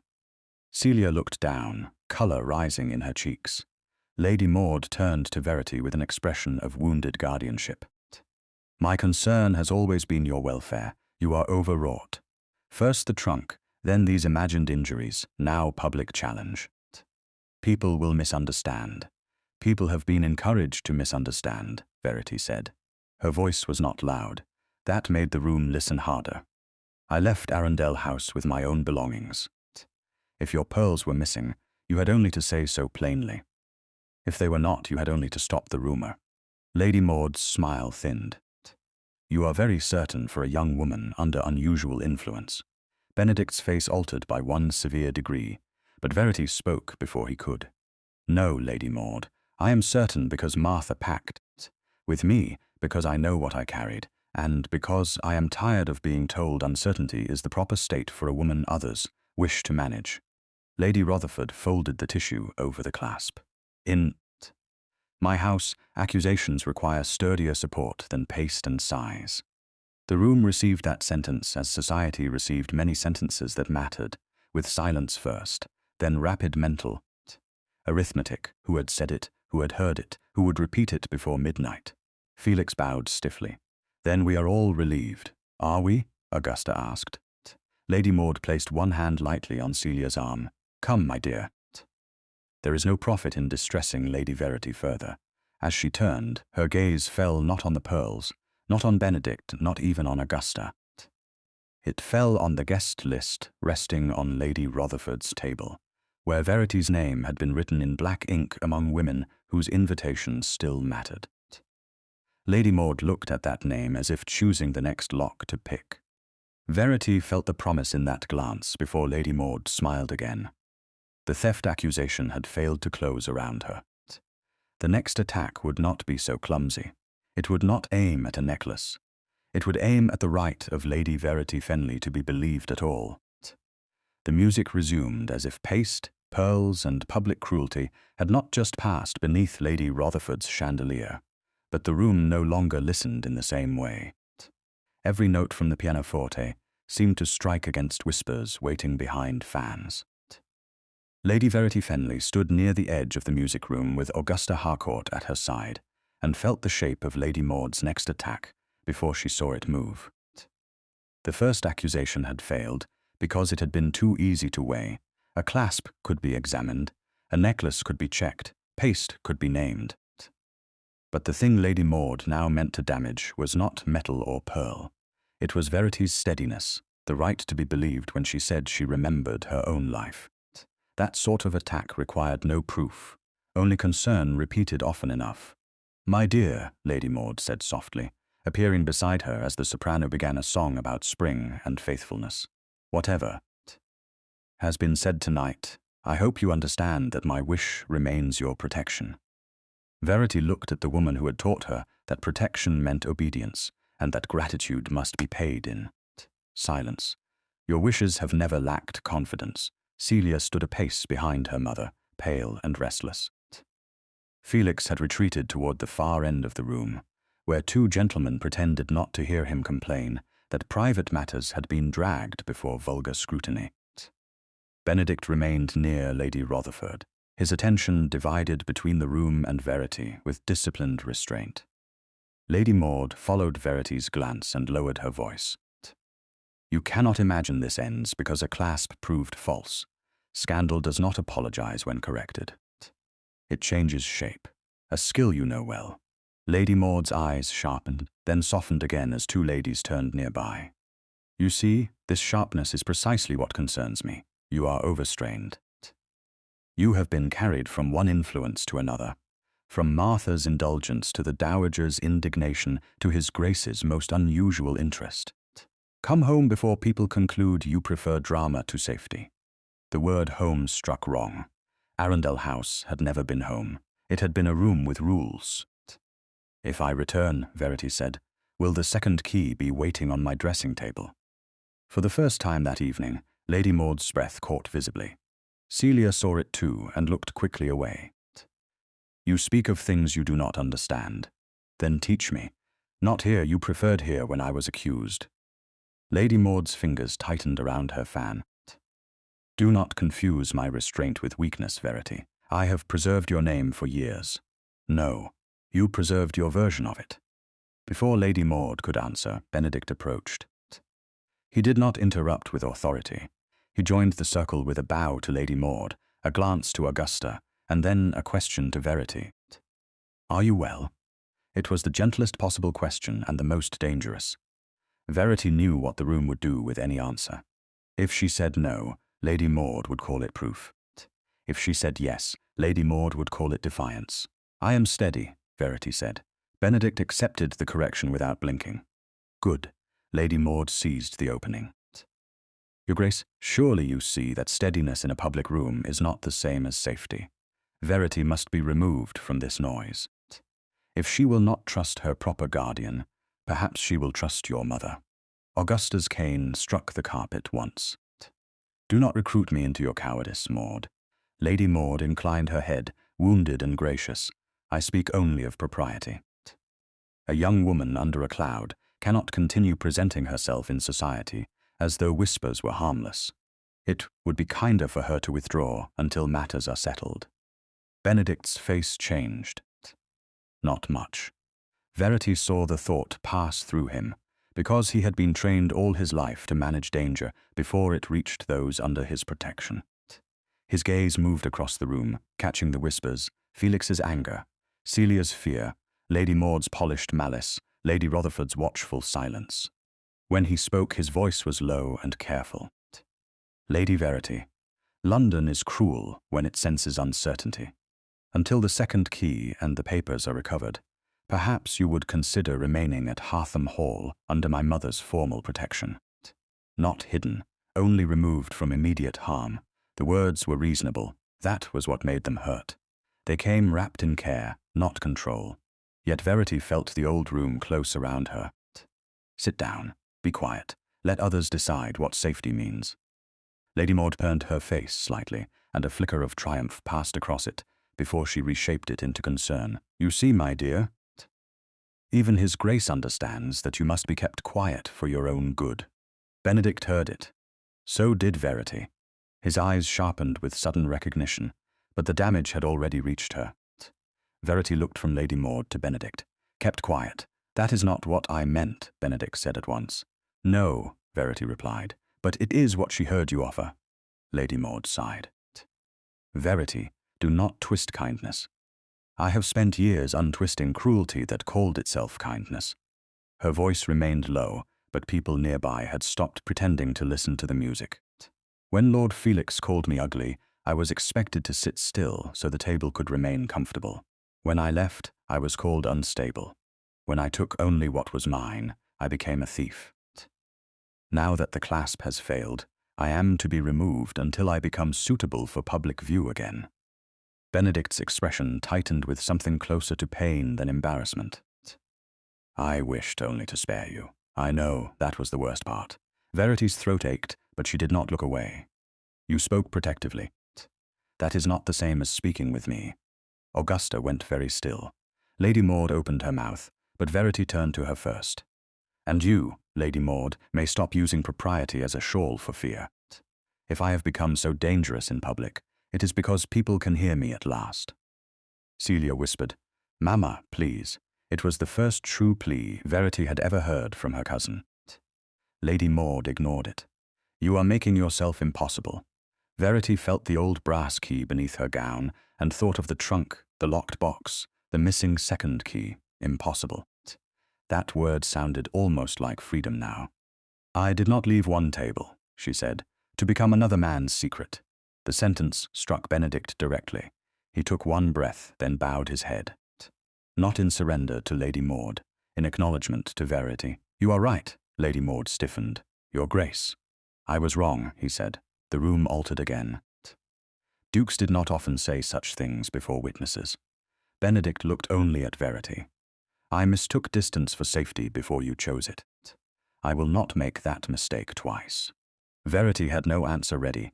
Part of her wanted to forgive him at once, because his humility offered relief.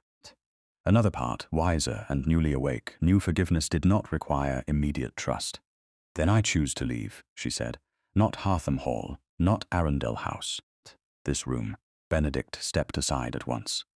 My carriage can be placed at your disposal if you wish it. No. His face closed slightly, but he accepted it.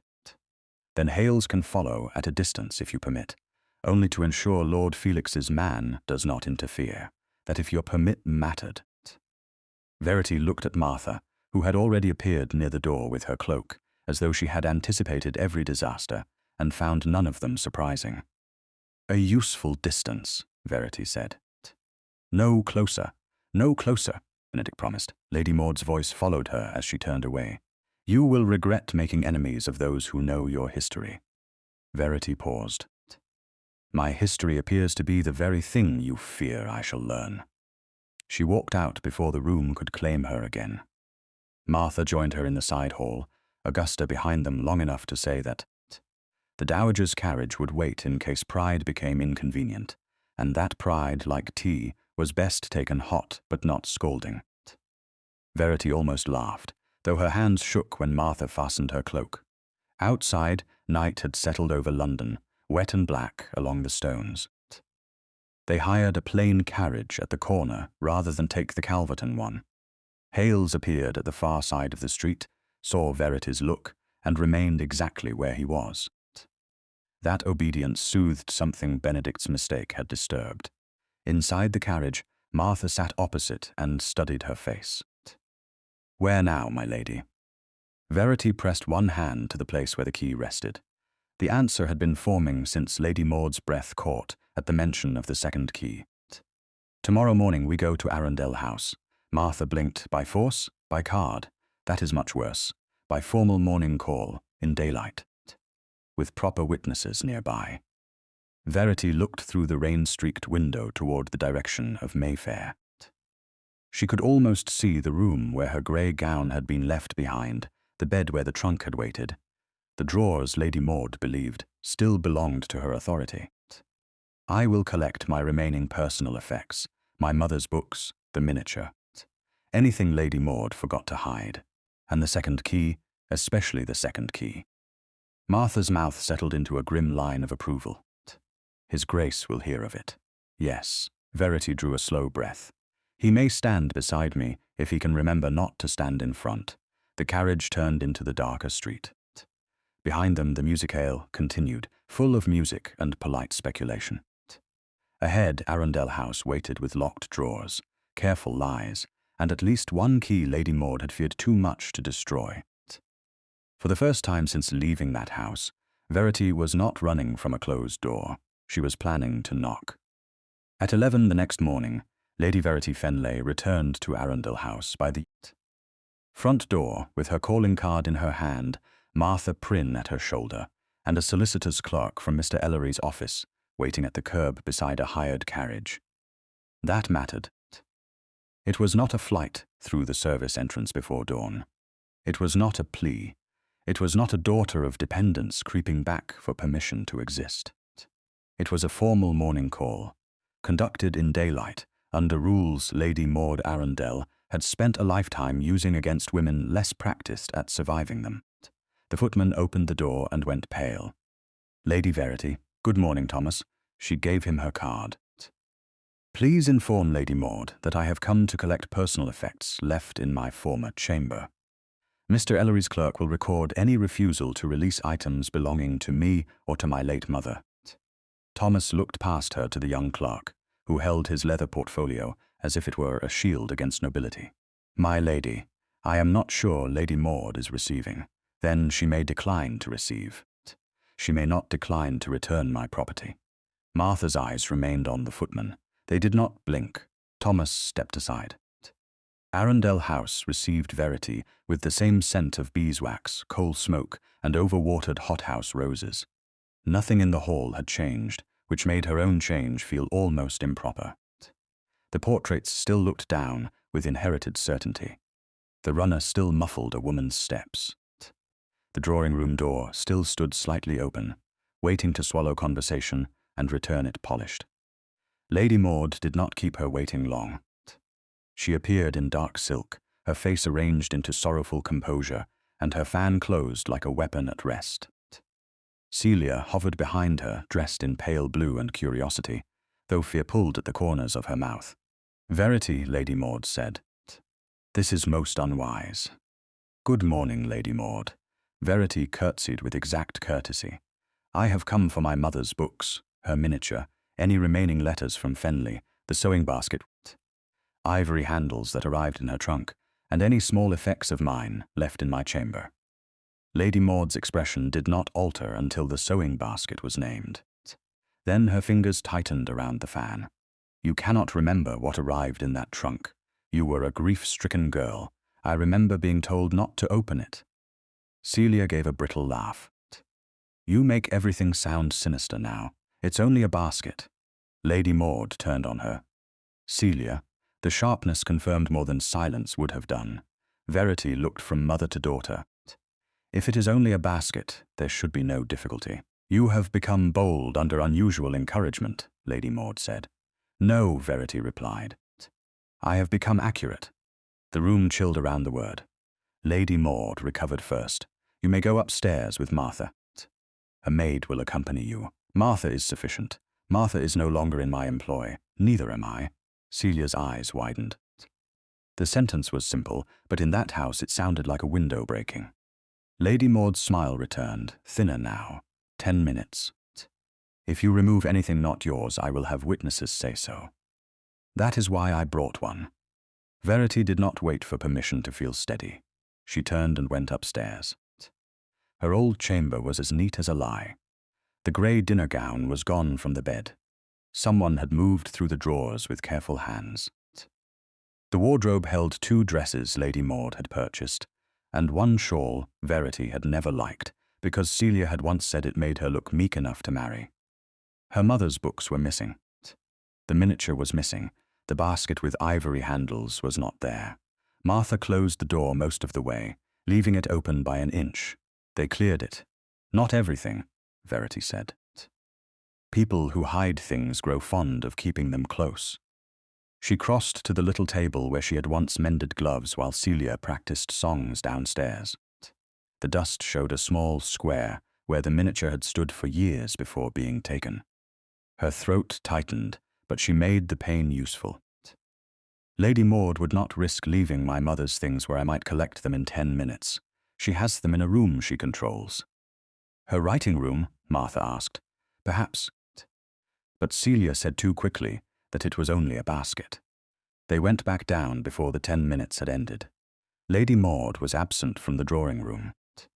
Celia sat near the window with a ribbon frame in her lap and a lacquered sewing basket beside her chair. Not the ivory-handled basket, Lady Maud's own. Too elegant, too guarded, and placed where Celia could watch it without seeming to. Finished already? Celia asked. How disappointing. I thought you might find another dramatic note to leave behind. Verity came farther into the room. Where is Lady Maud, writing to repair what you have damaged? Then she is busy. Celia's mouth twisted. You shouldn't have come back. No, Verity said. That is what makes it necessary. Her gaze dropped to the basket. A fold of muslin lay over the contents, but beneath it something brass glinted through violet thread. Celia saw where Verity looked and reached out too fast. Verity was faster. She lifted the muslin. The second key lay tucked into a small silk purse beneath a tangle of thread, finer than the old trunk key, but marked with the same tiny Harcourt stag. Celia stood so quickly the ribbon frame fell from her lap. You can't touch that. Verity closed her fingers around the key. Then you know what it is. I don't. You knew enough to guard it. Celia's face flushed with panic. Mama said you wouldn't understand it. Your mother has built a household out of that sentence. Celia backed toward the door. Mama! Verity did not wait.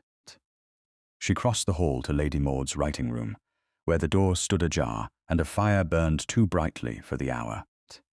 On the desk lay her mother's miniature, face down beside a stack of correspondence. The sight almost stole her breath. Verity picked it up and turned the small oval frame toward the light. Amelia Fenleigh's painted face looked younger than grief had allowed Verity to imagine, with dark eyes and a mouth that seemed about to speak. Martha entered behind her, carrying the small locked box from the trunk, wrapped in the old shawl. I thought we might need this. Martha, Verity whispered. You are a marvel. I'm a pessimist, my lady. It's nearly the same thing. Verity set the box on the desk. The second key slid into a narrow seam she had never noticed until now. It turned with a clean click. Inside were letters tied in blue thread, settlement notes in legal hand, a pearl inventory bearing Lady Maud's own signature, and a debt acknowledgement signed by Lord Felix Lark. Verity read only fragments at first because fragments were enough. Settlement sufficient for Lady Verity's independent maintenance. Correspondence from the Dowager Duchess unanswered. Arundel pearl parure complete, gold clasp intact, inspected 6 months prior, Lord Felix's obligations pressing. Marriage arrangement desirable before Lady Verity grows sentimental over independ. Sentence, the room narrowed, then steadied. Not because the pain was small, because the truth was finally larger. Lady Maud appeared in the doorway with Celia behind her. Her eyes went first to the open box, then to the key, then to the miniature in Verity's hand. Put those down. Verity looked up. You told the Dowager Duchess I died. Lady Maud closed the door behind her with deliberate care. I managed a situation no girl of your age could have understood. I was alive, you were vulnerable, so you made me vanish. Lady Maud's face hardened. I preserved what little position you had. Your mother left sentiment, not sense. Had I allowed every old friend with a noble name to interfere, you would have become an object of pity and negotiation. Instead, you made me an object of use. Celia whispered, Mama, don't. Lady Maud did not look at her. I acted as any guardian mindful of reputation would act. Verity lifted the debt paper. By marrying me to a man whose debts required my ignorance, Lord Felix was a reasonable match. Lord Felix called me ugly at your table, and you have punished an entire family for one ill-spoken word. No, Verity said. I have uncovered what that word was meant to make me grateful for. Lady Maud's fan trembled once before she stilled it. If you take those papers out of this house, I will say grief has unbalanced you. I will say you stole private correspondence. I will say the Duke of Calverton has lent his name to a woman too eager for notice to know propriety from fantasy. Verity felt the old fear answer that threat. Then she felt the key in her palm, the miniature under her fingers, Martha behind her, and Mr. Ellery's clerk beyond the front door. You have said many things, Verity replied. That does not make them true. A knock sounded below, not a servant's knock. A pause followed, then Thomas's unsettled voice, and then footsteps approached. Benedict Harcourt appeared in the doorway a moment later, hat in hand, rein on his coat, his face composed but not cold. Lady Verity, he said. Martha sent word before you entered. Lady Maud drew herself up.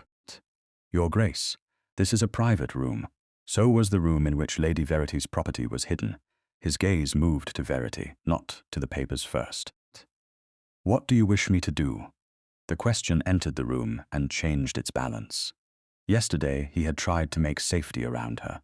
Today he waited for her to name its shape. Verity looked at the open box, the second key, her mother's face, Lady Maud's controlled fury, Celia's frightened silence. Stand beside me, she said. Not before me. Benedict stepped into the room and took his place at her side, close enough to witness, not close enough to claim. I mistook silence for safety, he said quietly. I was wrong. Verity did not forgive him with a speech. She did something better. She trusted the correction. She handed the settlement note, pearl inventory, and debt acknowledgement to Martha. Take these to the clerk. He is to copy them carefully. Martha accepted them with both hands and moved past Lady Maud as if passing a badly placed chair. Lady Maud made no attempt to stop her. Too many people now stood where Verity had once stood alone. Celia sank into the nearest chair, pale and speechless. Lady Maud looked at Verity with a hatred dressed as injured duty. You think society will sit still for this? Verity placed the old brass key and the second key together in her reticule. Then she took her mother's miniature and held it against her heart. No, she said. I think society enjoys a table. She turned toward the door with Benedict beside her and Martha already waiting in the hall. Let them call another dinner. The dining table at Calverton House looked most dangerous before anyone sat at it.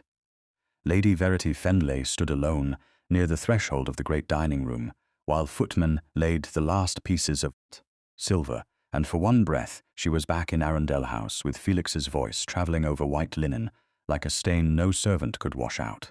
Ugly, useful, grateful. The words had not followed her because they were true. They had followed her because a room full of respectable people had allowed them to sit there unchallenged. Tonight, another table waited beneath candlelight. This one belonged to a duke, not to Lady Maud, and yet Verity understood that furniture did not become merciful because a better name owned it. A table could still ask a woman to sit politely while her life was explained by others. Her hand closed around her reticule, where the old brass trunk key and the second key lay wrapped in linen beside her mother's miniature. Across the room, the servants moved quietly, but none approached her. Augusta Harcourt had given orders that Lady Verity was not to be fussed over, hovered near, or treated as though courage were a fever that required broth. Verity was grateful for that. She was less grateful for the way her heart beat too quickly whenever a chair leg brushed the carpet. Benedict entered without announcement. He stopped at once when he saw her standing beside the table, and his gaze moved not to the silver, not to the candles, but to her face. Since Arundel House, he had been careful in every movement. The care did not feel like distance. It felt like a man learning a new language and refusing to speak loudly until he knew the grammar. Lady Verity, he said. Would you prefer to wait in the drawing room? No. Her answer came too quickly. She softened it with truth. I wanted to see it before they came. Benedict looked at the table then, and, understanding, crossed his face with the slow pain of a man, recognizing a wound he had not caused, but had nearly mishandled. The last table was not merely a table. No, it was a room of witnesses who chose comfort. Verity turned to him. That he had named it so plainly loosened something in her chest.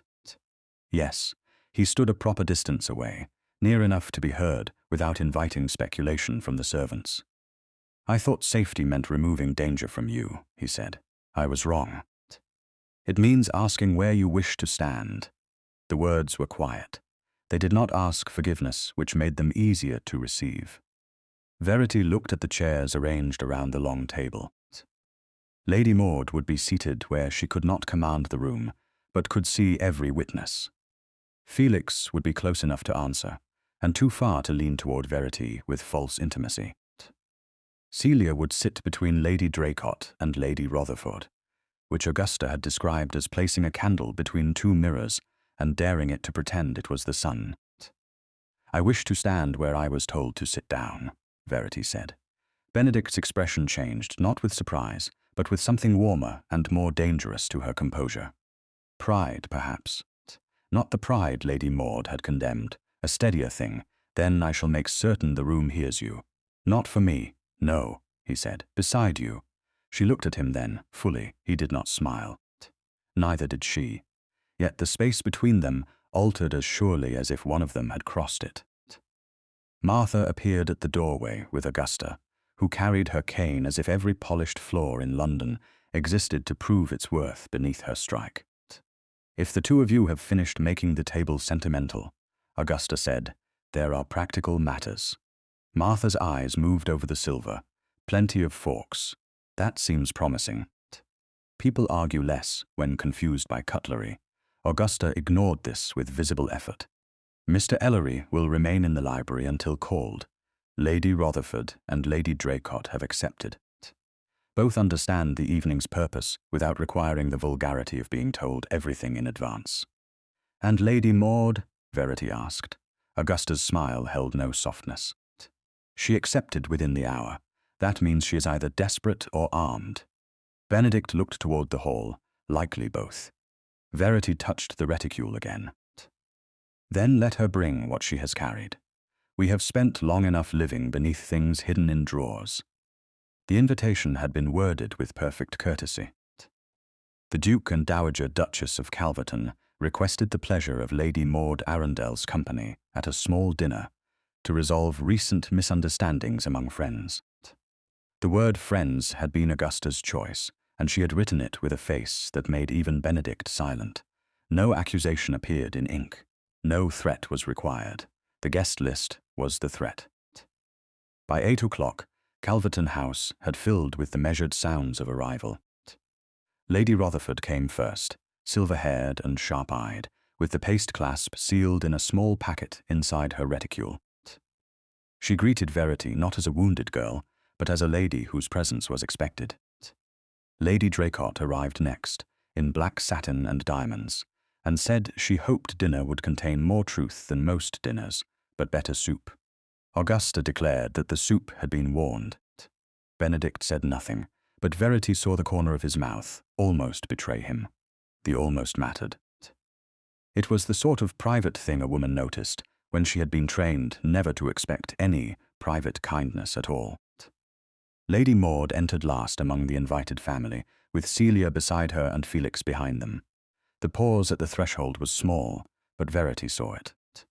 Lady Maud's gaze took in the witnesses, the seating, Benedict's stillness, Augusta's lifted chin, and Verity standing near the hearth in a deep green gown that borrowed nothing from apology. The color was not bright enough to demand attention. It did not need to. It simply refused to vanish.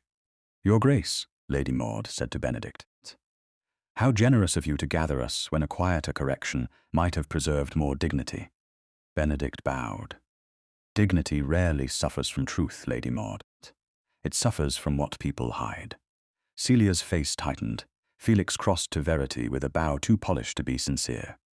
"Lady Verity, I trust you are calmer tonight. I am clearer," she said. His smile thinned. "That's often how agitation first presents itself. Then you must have been agitated for years, Lord Felix." "You have always seemed very certain." Lady Rotherford turned away to examine a painting. Lady Draycott did not bother. She smiled openly. Lady Maud intervened before Felix could answer. "We are not here to exchange barbs." "No," Augusta said, "only accounts." The first course was announced. Everyone moved to the dining room, and the small procession felt to Verity like walking toward an old injury with a lamp in her hand. Benedict did not offer his arm, because propriety and seating did not require it. He did something harder. He let her walk ahead of him into the room. It said without speech that she was not being brought to judgment. She was entering it. The table received them. Verity sat, feeling the reticule in her lap and the keys within it. Across from her, Felix adjusted his cuff and looked faintly amused, as if he believed the evening would turn once. Society remembered he was charming, and she was inconvenient. Lady Maud sat with elegant sorrow. Celia watched everything too quickly, a girl trapped between fear of her mother and fear that her mother might lose. The soup was served. For several minutes, civilization performed itself beautifully. Lady Rotherford spoke of music. Lady Draycott corrected a rumor about a bishop with unnecessary satisfaction. Augusta asked Celia whether she still painted watercolors, and Celia replied that she had little time, which was untrue but harmless enough to pass. Felix finally set down his spoon. "Your Grace," he said to Benedict, "I assume we are gathered so this matter may be put to rest. Lady Verity has been poorly advised, but I bear no lasting resentment." Verity looked at him. "How generous, considering you began by calling me ugly and continued by allowing London to call me a thief." A footman froze for half a second, then recovered. Felix's face colored. "I allowed nothing." Lady Maud laid a hand to her breast. "My dear, words have traveled beyond intention. That is why restraint would have served you better than display. Restraint served you very well while I knew nothing." The room quieted. Benedict's gaze moved to Verity, then away, refusing to claim the moment. Augusta placed her spoon down with the soft precision of a judge closing a book. "Perhaps we should not wait for dessert to discover whether the evening contains substance." Lady Maud's lashes lowered. "As you wish." It was then Verity saw the folded paper. Lady Maud's hand rested near her reticule, and from its clasp emerged the corner of an old letter, yellowed at the edge. Not one of the copies from the box. Something else. Something she had kept back because she believed pain was most useful when saved for witnesses. Verity's breath tightened, but she did not look away. Lady Maud saw that she had seen and smiled with the faintest curve of triumph. The first trap had been pearls, the next would be memory. Benedict noticed the exchange, but he waited. This time he would not step before her until she asked. Verity reached into her own reticule and touched both keys beneath the linen, cold brass, worn truth. Her mother's miniature rested against her palm. At the far end of the table, Lady Draycott asked calmly, "Shall we begin with theft, madness, or old keys?" "I dislike muddled courses." Augusta looked at Verity, not urging, asking. Verity withdrew her hand from the reticule and lifted her chin. The room that had once expected her apology had been replaced by one that would hear her question. "Lady Maud," she said, her voice steady enough to cross the candles, "you may explain the keys first." Lady Maud Arundel looked at the two keys only after every other eye at the table had already turned toward them. That delay was its own confession, though she dressed it in patience and lowered lashes. Verity placed the old brass trunk key on the white cloth first. The metal looked dull against the silver and crystal, almost humble, until the candlelight found the tiny stag pressed into its worn bow. Then she placed the second key beside it, finer, smaller, and newer in its polish, but marked by the same crest. A murmur did not rise. The room was too well bred for that. Instead, the silence sharpened. Lady Draycott leaned forward with the interest of a woman who had lived long enough to prefer evidence to opera. Lady Rotherford's gaze moved from the keys to Lady Maud's face. Felix smiled faintly as if the sight amused him, but his fingers tightened around his wineglass. Celia stared at the keys with the helpless horror of someone recognizing a secret after it had become public. "They are charming relics," Lady Maud said at last. "I am not certain why they have been invited to dinner." "Because they were kept apart," Verity replied. "And because one was hidden in your sewing basket."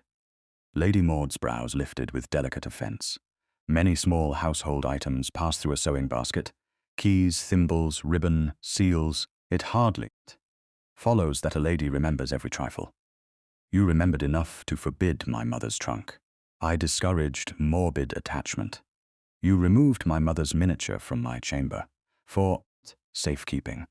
You cut a page from her letter. Lady Maud's fan opened. Lady Verity, grief often gives memory an appetite for accusation. Benedict's hand rested still beside his plate. He did not speak. Verity saw the effort in that stillness and took strength from it. He had promised the room would hear her. He was keeping the promise by not replacing her voice with his own. Mr. Ellery is in the library, Verity said. He has copied the papers recovered from the locked box, that second key opened. I will not trouble the table with every line. Only the ones that answer what has been said of me. Felix laughed softly. A solicitor at dinner. Your Grace, surely this exceeds even dramatic necessity. Benedict looked at him. You did not object to drama when it humiliated a woman with less protection. Felix's face colored, but he recovered quickly. I object to being made a villain in a room arranged to flatter her grievance. Then be accurate enough to escape the role, Lady Draycott said. Celia made a small, startled sound. Lady Maud touched her arm beneath the table, and Celia went still. Verity noticed. So did Augusta. Let us begin with the pearls, Verity said. Lady Maud, were your pearls missing when the rumour began? My dear, the household was in disorder. You had vanished, your trunk was gone. Servants talk with more speed than discretion. That is, not an answer. It is the only honest answer in such confusion. Lady Rutherford reached into her reticule and withdrew the small packet containing the paste clasp. She placed it beside her plate without unwrapping it. This was sent to Hartham Hall as if it belonged to the missing article. It does not. The Arundel pearls Lady Maud wore at my music-hale had a gold clasp. This is paste and poor work, Felix said. Any anonymous troublemaker might have sent it. Indeed, Lady Rutherford replied. Anonymous troublemakers tend to appear where named interests require distance. Verity looked toward the doorway. Benedict inclined his head once.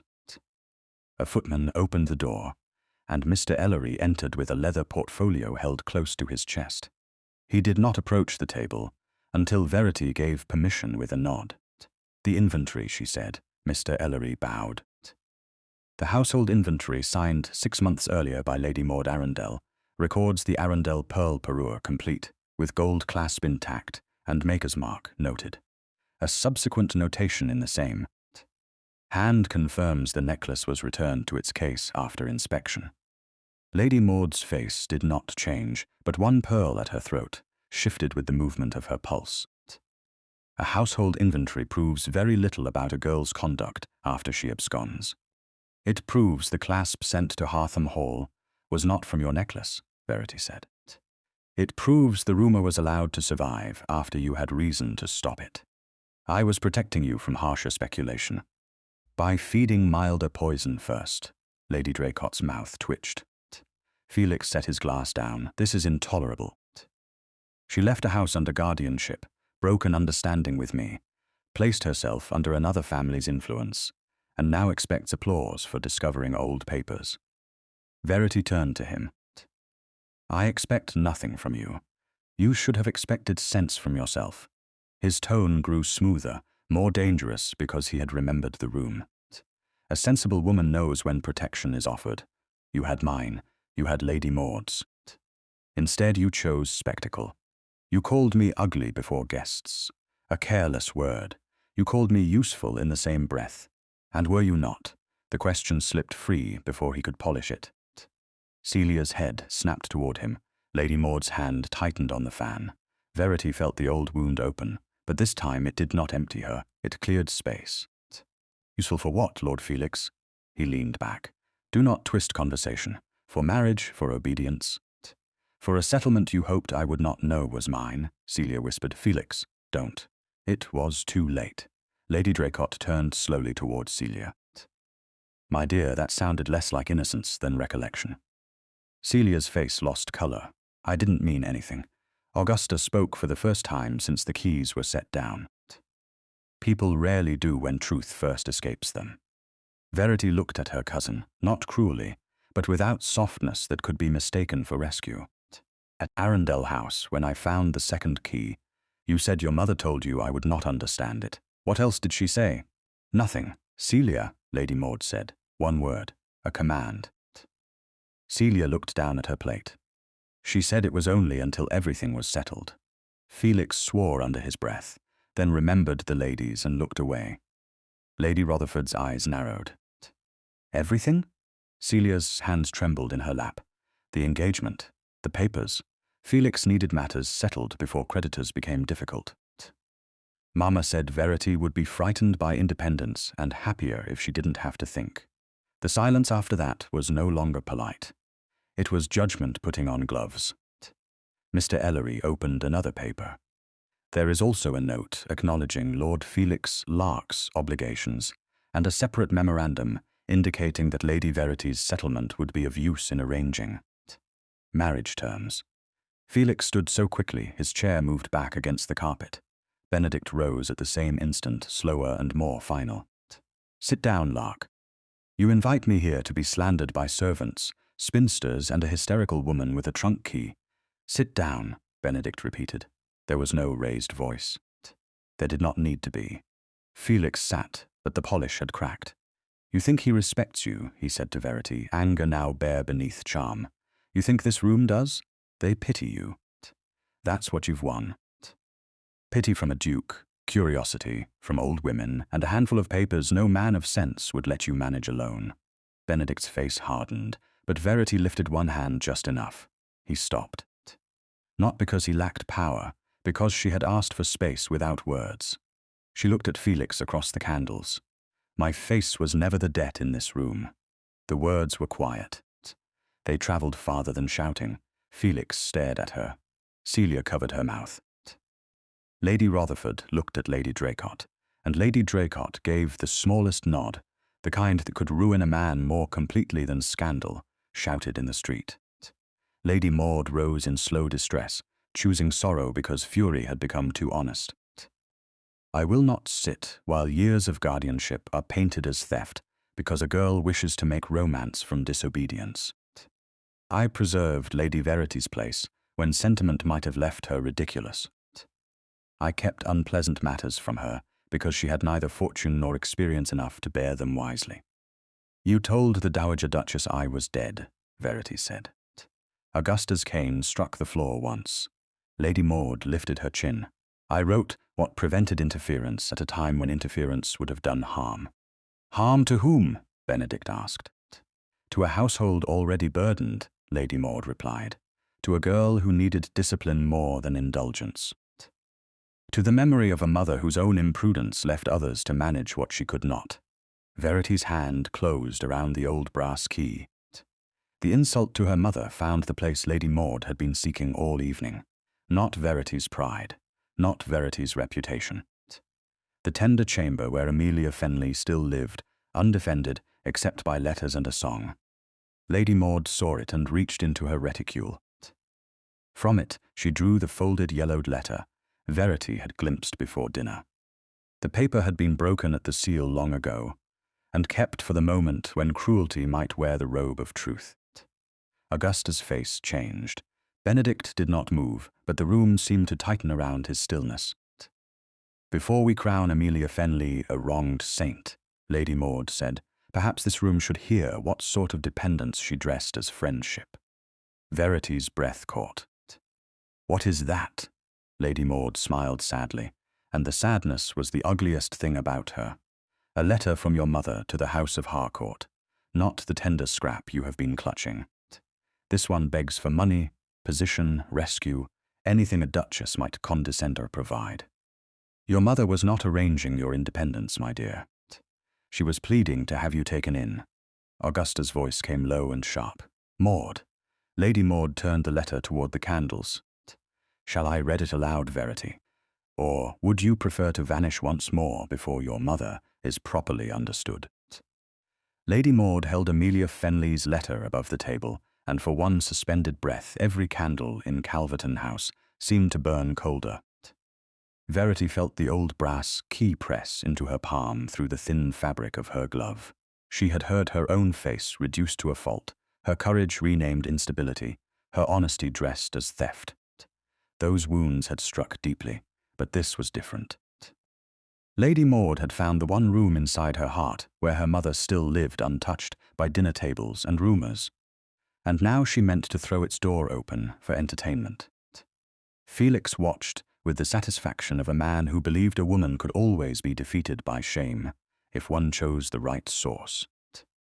Celia looked sick, though whether from guilt or fear, Verity could not tell.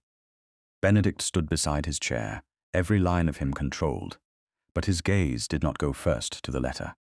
It went to Verity. He did not reach for the paper. He did not command Lady Maud to stop. That restraint cost him. She saw it in his hand, still against the chair back. He had learned the lesson she had demanded of him. He waited for her choice, even when protection must have burned in his blood. Augusta Harcourt rose. The scrape of her chair was soft, yet it silenced the room more completely than a shout. "If that is Amelia's letter," she said, "you will place it in my hand." Lady Maud's smile tightened. "You fear hearing it?"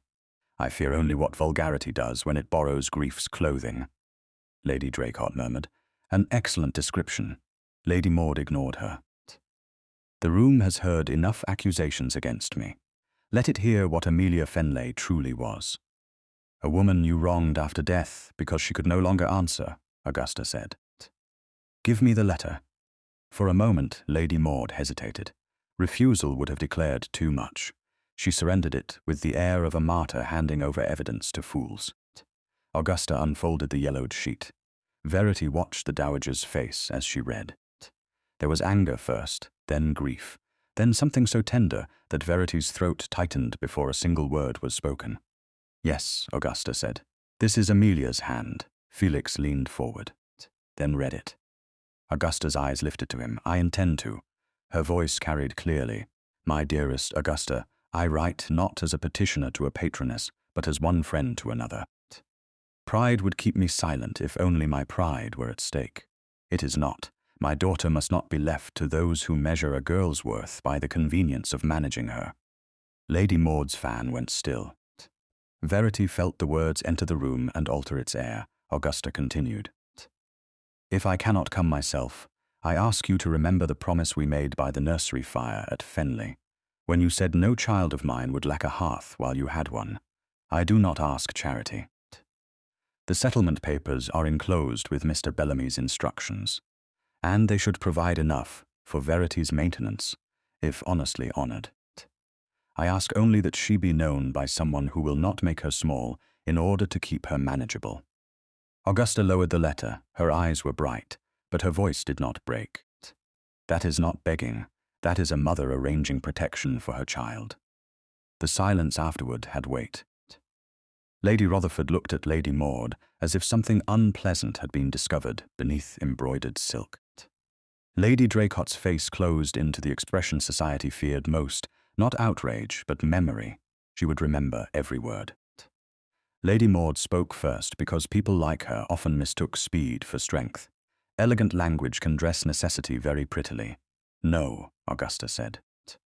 "You dressed theft as guardianship." Mr. Ellery, still near the doorway, bowed when Verity glanced to him. "With Lady Verity's permission, I can confirm that the settlement described in Lady Amelia's letter corresponds to the notes recovered from the locked box. It was modest, but sufficient for independent maintenance. Those documents were not disclosed to Lady Verity, because she was not fit to understand them," Lady Maud said. The sentence escaped cleanly, sharpened by years of being believed. Then it turned in the air and found her. Celia closed her eyes. Felix looked down. Lady Maud realized too late what she had admitted. Verity stood slowly. Her knees felt unsteady, but her voice did not. "There it is." Lady Maud's mouth tightened. "There what is? The truth. You did not hide my mother's letters because I was protected by ignorance. You hid them because knowledge would have made me less useful. You were an inexperienced girl. I am a woman whose life. You kept smaller than her mother intended." Lady Maud rose now, anger breaking through sorrow's costume. "I fed you. I clothed you. I preserved your name when others would have pitied it. You told the Dowager Duchess I was dead." The words stood between them, unanswerable. Benedict spoke then, low and clear. And you permitted a theft rumor to travel after you knew it rested on paste and calculation. Lady Maud turned on him. Your Grace, you risk your own dignity by fastening yourself to her quarrel. My dignity is not endangered by truth. His gaze moved to Felix. Nor will Lord Felix use Lady Verity's settlement, name, or supposed engagement to soften his creditor's patience.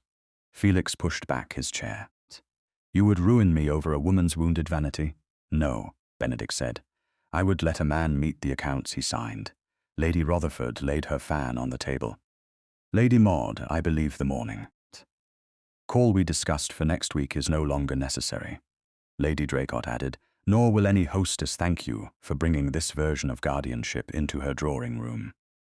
Lady Maud's face changed. For the first time, Verity saw the wound that mattered to her, not conscience, consequence. Social doors closing without noise. Celia began to cry quietly. Verity looked at her cousin and felt neither triumph nor tenderness enough to lie. Celia, you may not have known all of it. Celia lifted her wet eyes. I didn't, no.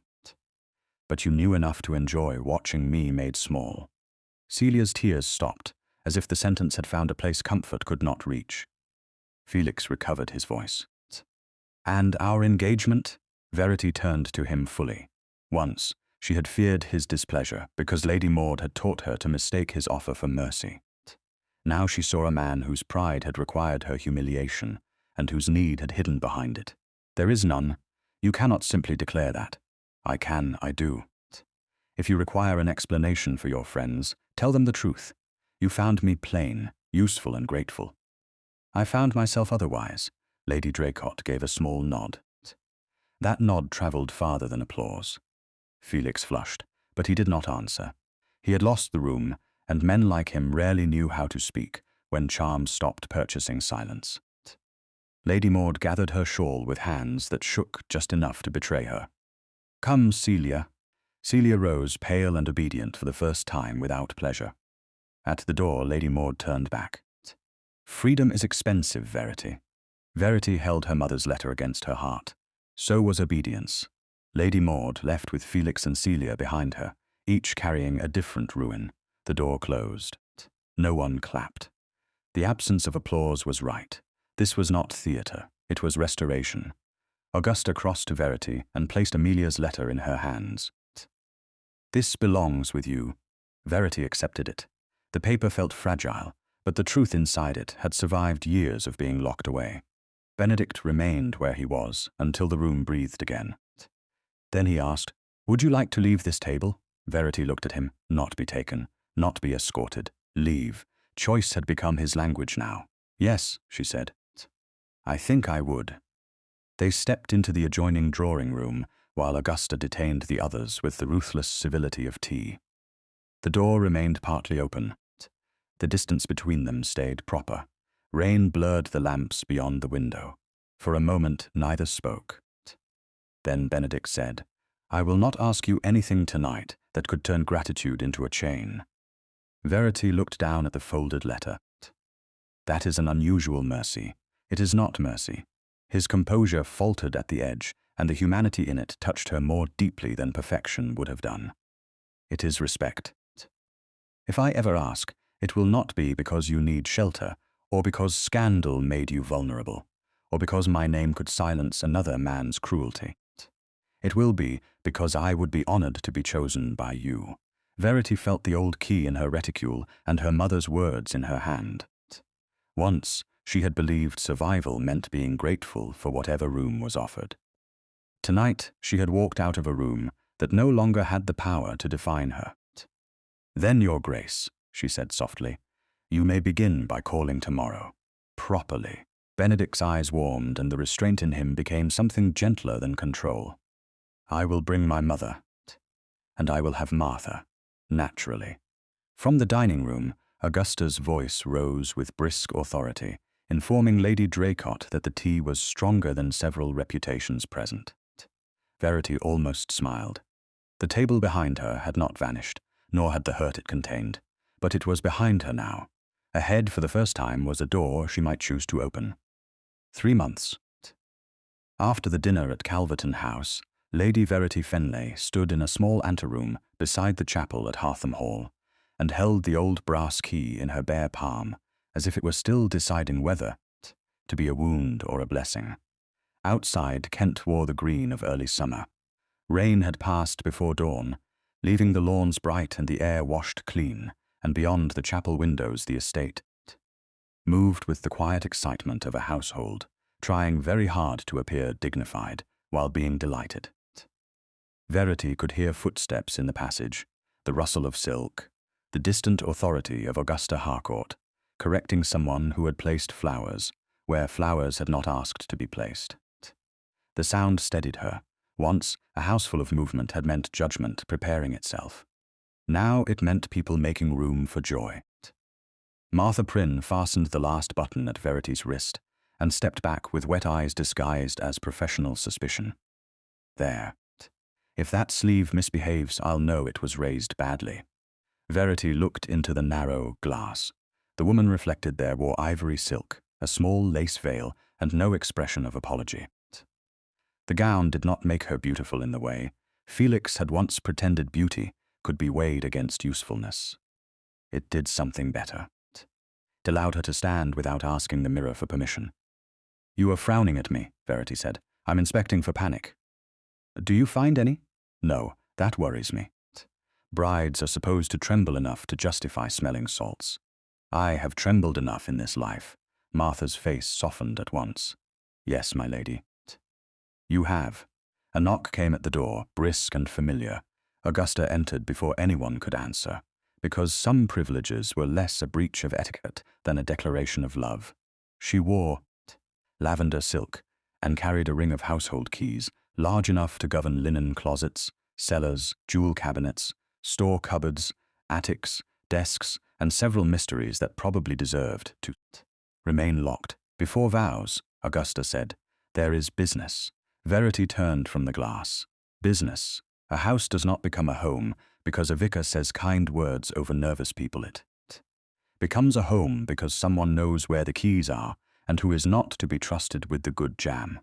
Martha murmured, "Sound doctrine, Your Grace." Augusta placed the heavy ring in Verity's hands. "These are the household keys of Hartham Hall. Some are ceremonial, some are useful. One opens a cabinet of porcelain my late husband admired beyond reason. You may remove it when you feel strong enough to disappoint the dead." Verity stared at the ring. Its weight settled into her palms, colder and more real than the flowers waiting in the chapel. "Your Grace, I am not yet Duchess." "No," Augusta said. "You are Verity. That is the first title we should have honored." For a moment, speech left her. Public truth had restored her name. Courtship had restored her laughter slowly, in pieces. But this, the giving of keys before witnesses became ceremony, reached the child who had been told to be grateful for rooms she did not own. Verity looked down at the old brass trunk key in her palm. Its stag was worn nearly smooth. It had opened her mother's trunk. It had travelled beneath grey silk, through rain, fear, and the road to Kent. It had not made her worthy. It had only reminded her she had always possessed a door. She slid it onto the ring beside the polished keys of the Duchess of Calverton. It looked dull among them. It looked perfect. Augusta's mouth trembled once before command returned. "Good. A house should remember the road by which its mistress arrived." The chapel bell rang. Martha made a small sound and turned it into a cough. Verity closed her hand around the keys, then gave them back to Augusta for safekeeping until after the service. She tucked her mother's miniature inside the bodice of her gown, close enough to feel its edge when she breathed. Amelia Fenleigh would enter the chapel with her. Not as a beggar in Lady Maud's story, not as an imprudent woman needing correction, but as a mother who had planned love across years of silence. The chapel was small, old, and bright with sun. Lady Rotherford sat near Lady Draycott, both wearing expressions of disciplined severity that fooled no one. Mr. Ellery stood toward the back, invited as a guest rather than a solicitor, though his posture still suggested that truth ought to be filed neatly. Hales stood with the quiet pride of a man who had followed roads and brought back more than messages. Tenants filled the rear pews, and a few servants stood near the door because Augusta had declared that any household asked to keep secrets of sorrow had earned the right to witness joy. Benedict Harcourt waited near the altar in dark mourning dress. He was composed until he saw her. Then the composure opened, not broke. He was still Benedict, still a duke, still a man trained to hold the world at a measured distance. But when his eyes met hers, the distance changed into welcome. Verity walked toward him without hurry. Each step carried a memory: the dining room door, the hired carriage, Chapel Lane, the locked box, the table where truth had finally sat down and refused to be moved. None of those memories vanished. Healing had not erased them. It had given them their proper size. When she reached Benedict, he bowed his head. "Lady Verity," he said softly. "Your Grace," she answered. His mouth almost smiled. "Not for much longer. You sound pleased. I'm trying to remain solemn. You are failing modestly. Then I'll improve after the vows." The vicar began, and the familiar words of the service moved around them with ancient steadiness. Verity spoke clearly. Benedict's voice was lower, roughened by feeling he did not try to display. When he placed the ring on her finger, his hand remained steady, but his thumb brushed once across her glove afterward. So briefly that no one but Verity could have known it. The restraint in that touch nearly undid her. It was not possession. It was reverence asking nothing except permission to be felt. After the blessing, the chapel released them into the garden, where pale awnings had been raised, and tables set with tea, seed cake, strawberries, and enough flowers to make Augusta accuse the gardener of sentiment. News from London had arrived that morning in Lady Draycott's sharp hand. Lord Felix Larker's creditors had grown less patient once. Verity's settlement could no longer be imagined into his accounts. His invitations had thinned. His charm, Lady Draycott wrote, had not softened his creditors. Lady Maud Arundel had withdrawn to a cousin's house in Bath, after discovering that respectable society could become forgetful with admirable speed when remembrance became inconvenient. Celia had been sent to country relations, where there were sheep enough to admire her ribbons, and no duke in danger of being impressed. Verity listened without triumph. The old part of her that had once longed for revenge found the news quieter than expected. That was perhaps the true justice. They no longer occupied the center of her life. Near sunset, after Augusta had reorganized 3 conversations, and Martha had argued successfully with the cook about the dignity of the wedding cake. Verity found Benedict at the edge of the west lawn. He held a folded square of white linen in one hand. She knew it at once. A napkin from the dinner at Calverton House, kept from the table where her mother's letter had been restored. "Should I be concerned that my husband collects linen?" she asked. He turned. The word husband changed his face before he could hide it, and Verity loved him a little more for failing. Only one piece. A trophy. He looked down at it. "Of the first table where I acted too slowly, and the second where you did not need me to speak for you." Verity took the linen and folded it once more. "You opened the door the first night, not soon enough. Enough for me to walk through." He looked at her then, with the full quiet force of what had grown between them in the months since scandal became courtship and courtship became choice. "I'll spend my life asking before I shelter you," he said, "and standing beside you when you answer." The words entered her more deeply than any vow spoken before the vicar, because these belonged to the part of him that had changed for her without asking her to become smaller in return.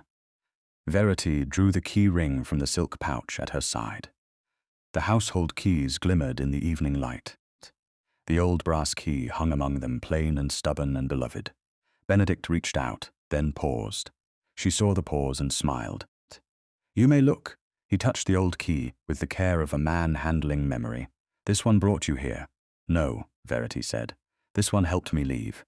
She placed her hand over his. "I brought myself here." His eyes warmed. "Yes," he said, "you did." From the terrace, Martha called that Augusta was threatening to judge whether the cake possessed sufficient dignity. Verity laughed, and the sound crossed the lawn without asking anyone to approve it. Benedict offered his arm.